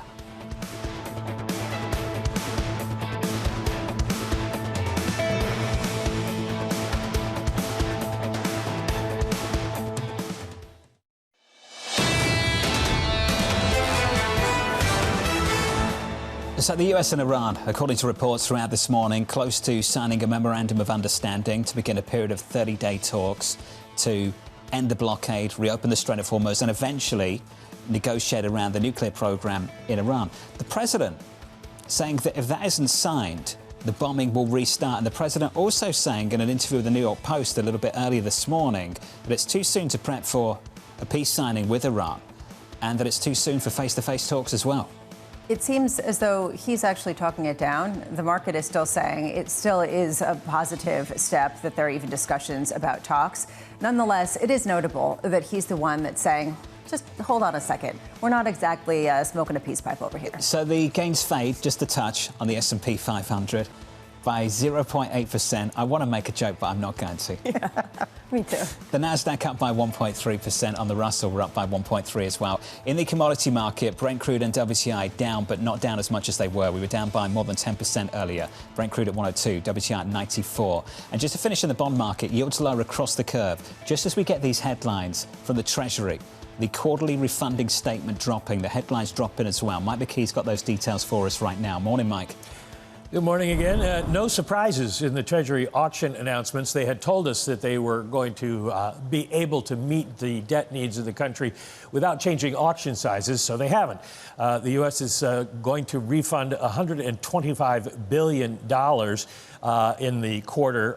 The breakdown is $25 billion for 30-year bonds, $42 billion for 10-year notes, and $58 billion for 3-year notes, and these will all start their auction process next week. It is too early for major changes, but we do know that we're going to have a bigger debt coming with the additional money that the president wants to spend on defense.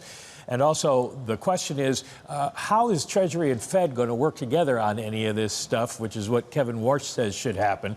We won't know that for a while until he takes office and gets a chance to sit down with Scott Bessent and figure out if there's any kind of agreement they should make. Mike, language is important. And on the language from the Treasury, we've been told repeatedly that increases in note and bond issuance won't be expected for, quote, at least the next several quarters. Has that language changed at all this morning? Not changing yet. We would expect it maybe in the next quarter or two. But for right now, we're going to be at about the same through the fiscal year, which will end September 30th. Mike McKee, thank you, sir. T-bill is doing a lot of the heavy lifting for bond issuance, for debt issuance in this country. Yeah, significantly a higher proportion of 3-year notes, $58 billion, versus the $25 billion of 30-year bonds set to be auctioned. Also notable, the total size, $125 billion, is less than what's expected to be needed, right? So there still is a question of how you are going to keep financing a bigger bill, especially based on some of the discussion around tax refunds, without using the coupon market. How much is going to go to, say, 12-month T-bills and potentially 6-month T-bills and just be rolled over? 10s this morning, 435, yields down by 7 basis points. That move unlocked by the much bigger move in crude. 30s were north of 5% earlier this week, the highest close we've seen since last July. South of 5% this morning, down another 5 basis points at 493. Let's talk about trade. The EU pushing Washington to finalise a tariff deal by July, as President Donald Trump threatens a 25% levy on European autos. The US Trade Representative, Jamieson Greer, meeting with G7 officials this week in Paris, and I'm pleased to say that Ambassador Greer is making some time for us this morning. Ambassador Greer, welcome back to this programme, sir. Can we just start off by getting your assessment of the current characterisation of talks between the EU and the US? What is the current state of things? So I've spent a lot of time over the weekend and here while I've been in Paris speaking to my counterparts at the European Commission and my counterparts in member states about this issue. Just to go back in time a little bit to last summer when we concluded the Turnberry Agreement, which was an initial framework, the United States immediately set to work modifying its tariff rates to meet the agreement that we made. The EU has had a lot of time, many, many months, to comply with their tariff commitments and their commitments on non-tariff barriers. And that hasn't materialized yet. I think that the minds are focused in the EU and in Europe, I think is probably the best way to describe it right now. They're focused on what next steps are and how they might come into compliance. Well, what are the next steps? Of course, the Europeans have a process. It's guided by their parliament. What's the exact ask of the United States? So the ask, if you go back to August, we have a written piece of paper, a joint statement with the Europeans, and our ask is that Europe fulfill those obligations they committed to. The United States complied with its tariff obligations for many, many months. The Europeans have agreed to remove their tariffs on industrial goods. They've agreed to give duty-free quotas to key agricultural products coming from the United States. They've agreed to provide flexibilities for the United States on many of the regulatory matters that the European Union seems to specialize, things related to methane content in LNG, things about deforestation regulations, things about the carbon border adjustment mechanism. So we expect the European Union to keep its part of the deal, which includes flexibilities on those types of things, as well as the tariff things. And with the U.S., our part of the deal is to align our new tariff structure with what we committed to. And if they don't come into an agreement, by when is the question? Then would the president potentially escalate to the 25% auto level? Right now, the United States has a 10% tariff on the world. Generally speaking, it has 25% on autos from around the world. Europe has had it at only 15% this whole time. We have tariffs on steel and aluminum. We have other investigations ongoing, which may or may not result in tariffs, depending on the outcome. The idea would be, can Europe come into compliance? I'm not setting a hard date on this. My view is it's already past due, frankly. This is part of the reason why the president has come out and said if the Europeans aren't going to be complying with this deal right now, why should we be complying with all of it? All that being said, the autos is just one element. There are other elements to the deal where the United States remains in full compliance, in contrast to where the Europeans have been for many months. It's just that your colleague, the ambassador to Europe, told us earlier they would need to see movement relatively soon and basically said that July would be too late. We're now in May. So basically, do you need to see something between the next few weeks for the president not to act? Well, what I would say is right now this afternoon, I was meeting with my colleague, Commissioner Maros Šefčovič, the Trade Commissioner in the European Union, and he left the G7 at an appropriate time to go have what they call the trilogue process between the European Parliament, Council, and Commission, where they go over the tariff bill that's being debated. That tariff bill in the European Parliament, it also has a lot of amendments attached to it that we didn't agree to with the European Union. Amendments that could limit the relief, limit the benefit of the agreement, place limits on U.S. exports to Europe under a preferential trade agreement. So some of those amendments need to be resolved as well. It's not just about passing the bill, it's about making sure the bill reflects what we agreed last summer with the Europeans. Ambassador Greer, I know for you the focus is going to change to what's going on in China because the president will be going there next week. Beijing is basically refusing to comply with U.S. sanctions. I'm sure you've seen the reporting that they're telling some firms, some refiners, that they don't need to comply when it comes to imports of Iranian crude. How big of an agenda item is this going to be when the president sits down with Xi Jinping? Obviously, it's something we're going to have to discuss. Iran is the world's largest state sponsor of terrorism, and anyone who's buying oil from Iran is contributing to that. And so when the Treasury takes a step similar to steps it's taken many times over decades with respect to oil refiners who are dealing with Iran, and you have a country that refuses to comply or directs noncompliance, that's going to have to be a discussion item. We certainly have had it raised at the staff level between China and the United States. I would say we're looking for stability with China. We don't want this to be something that derails the broader relationship or any agreements that might come out of our meeting in Beijing, but it's certainly something that may come up. What more could be done besides secondary sanctions imposed potentially on Chinese banks? I mean, yesterday the president also said, even though China is doing this, the president said Xi Jinping has been very respectful of him. This doesn't seem respectful of the United States and our rules. Remember, China and every country, they're going to undertake domestically the laws and regulations they think they need to do. Sometimes they'll be in conflict with ours, and we're going to expect some kind of resolution. At the same time, we have the European Union for years has had a blocking statute against complying with our sanctions on Cuba. So what China's doing is serious. We take it very seriously. But again, for us, it's not something where we're going to let that become the only thing we talk about in the relationship. We have a lot of things we have to cover. That will be addressed, but then we'll address other issues related to trade and geopolitics and foreign policy and everything that comes with the relationship between two of the most important countries in the world. Ambassador Greer, there's a real question about alliances here and the way that the United States and Europe have been discussing and the tensions that have been emerging versus the rhetoric that's been surrounding the U.S. and the China meeting that is planned for next week. Do you see the U.S. alliances as shifting as some of these negotiations take place? Or are these negotiations independent of any kind of traditional alliances that the United States has had?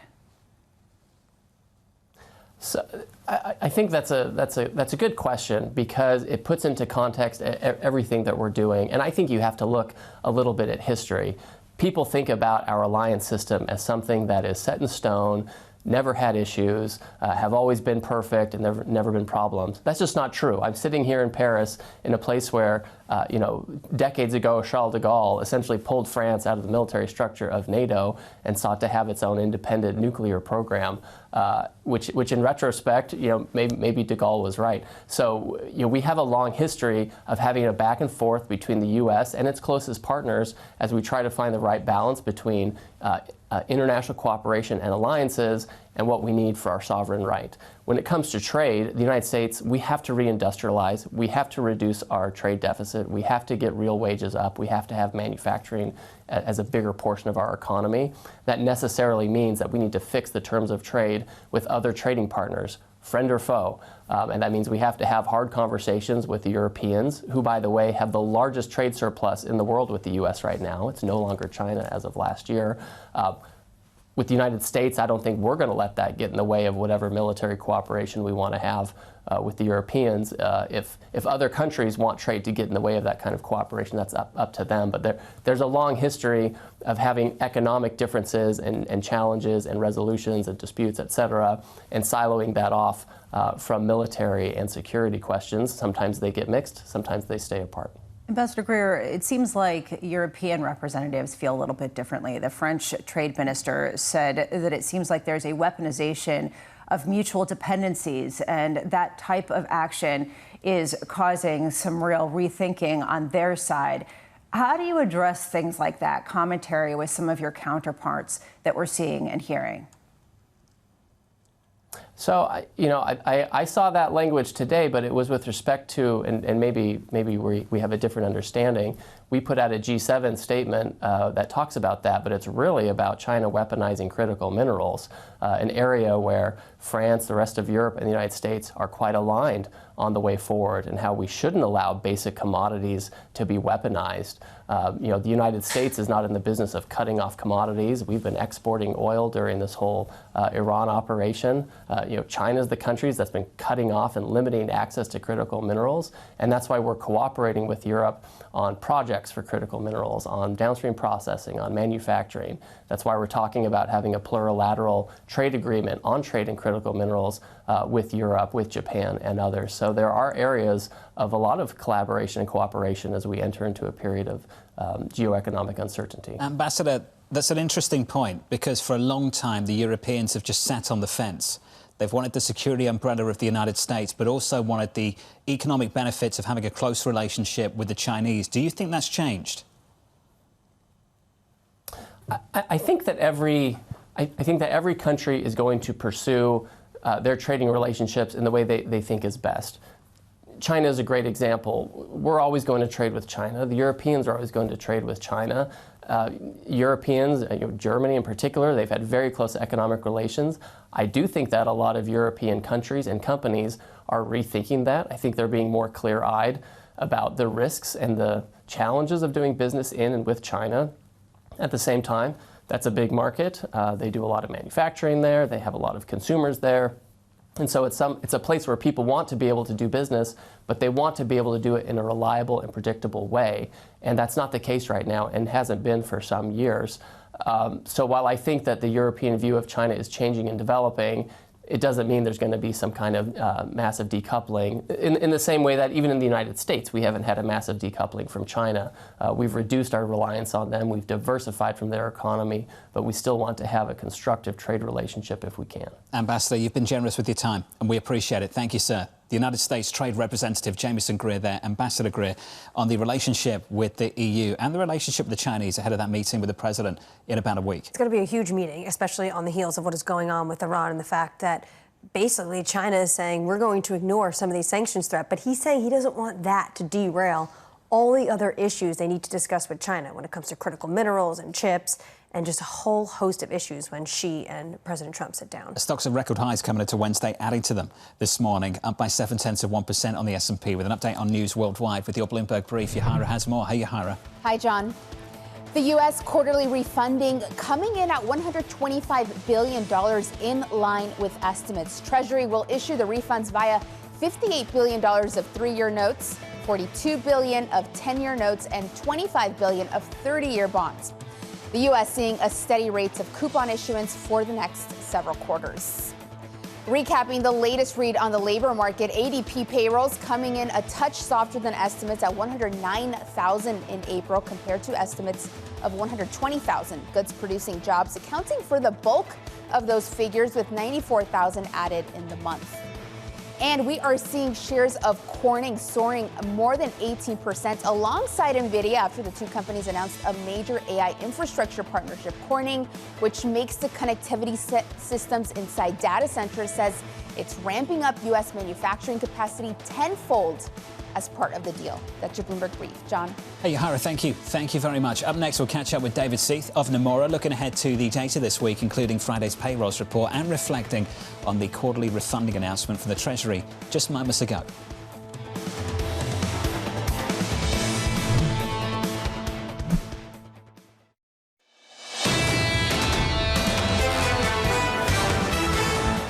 The opening bout just around the corner, 41 minutes away. Stocks at record highs coming into Wednesday, adding to them this morning, up by 1%.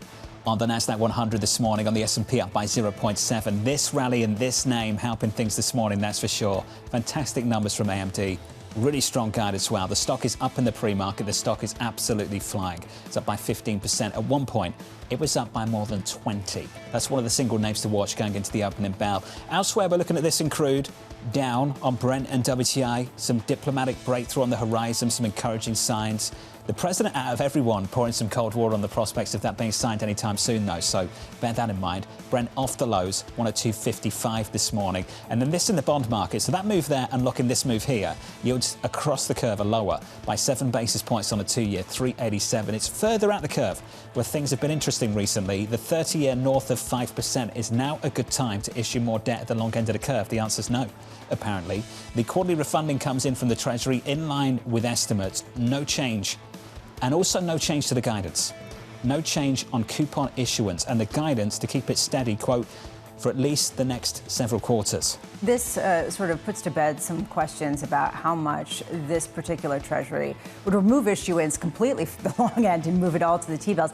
I will just say the fact that they still have an extra $60 billion to finance or something like that means that that's all going to be issued in the T-bill market, right? So this isn't necessarily not changing anything because there is more debt that needs to be sold. It just isn't necessarily in the coupon market. David Seif of Nomura joins us around the table. David, good morning. Good morning. How much pressure is on this Fed, the Kevin Warsh Fed, to keep rates low to accommodate some of this? Well, that's sort of the direction we've always been at Nomura thinking that it was going to go, that despite market pricing, which even after the recent developments in Iran show just minimal in the way of additional Fed cuts, we still think there are additional Fed cuts coming this year. And a lot of that, in fact, really all of it, is what we think is really a political decision to coordinate a little bit more between the Fed and Treasury, and Warsh, we expect really being much more in line with Trump's way of thinking on interest rates than outgoing Chair Powell. The rest of the committee is listening. I know that many Fed governors tune into this program in the morning. Good morning to you.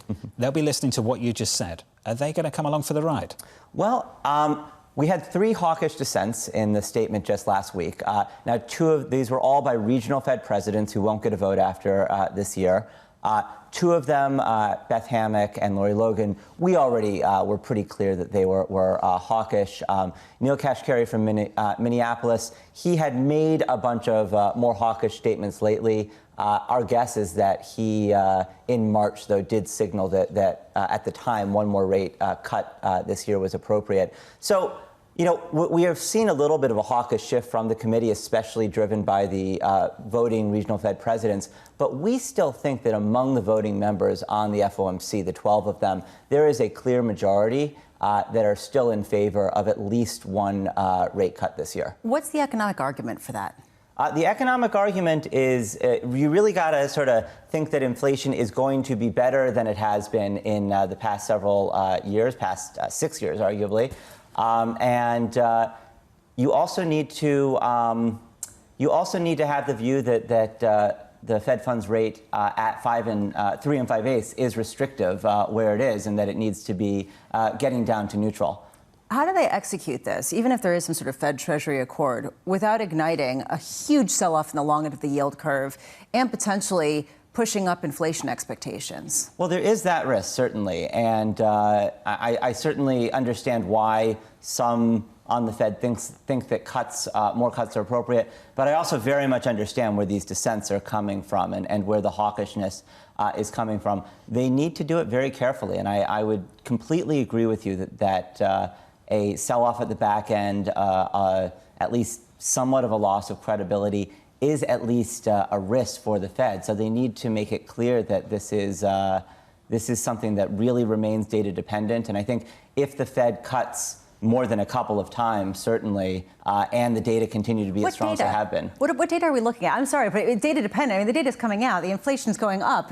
Jobs look fine. Yeah. What data are we talking about here? Well, I mean, sorry. Listen, I hear what you're saying. I'll sort of adopt the mentality that AI is going to imminently lead to disinflationary productivity growth, that the tariffs have added somewhat to inflation, and that those are increasingly going to be in the rearview mirror.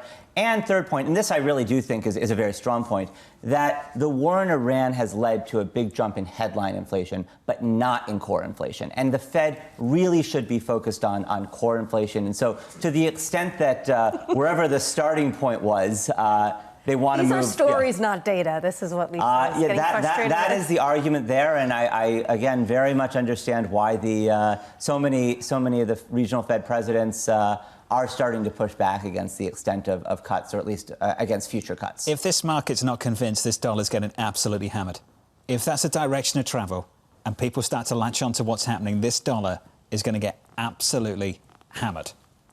Arguably, people say that it already hasn't benefited as much as it would have in this particular scenario, given the strength of the economy, the fact that it's an oil exporter, and the fact that on the margins, this Fed's getting more restrictive. David, it's good to see you. Great to see you. Thanks for dropping by. I appreciate it. David Seif there from Nomura, and what he expects from this Federal Reserve, which would be rather contentious if those things do indeed materialise. How do they make the argument? Ultimately, you can make an argument about a theory, but how do you make the argument using data that you actually are getting? And arguably, you could say it is not a time for data dependency, given that this is a rapidly changing economy that you have to really adapt to. That said, how do you convince people of a theory that a lot of people have argued back and said, we're not going to see those productivity gains for years? As you've said, it's a sequencing problem. We're going to see the inflation first, the productivity later. How do you bridge the gap? Didn't talk about payrolls at all, did we?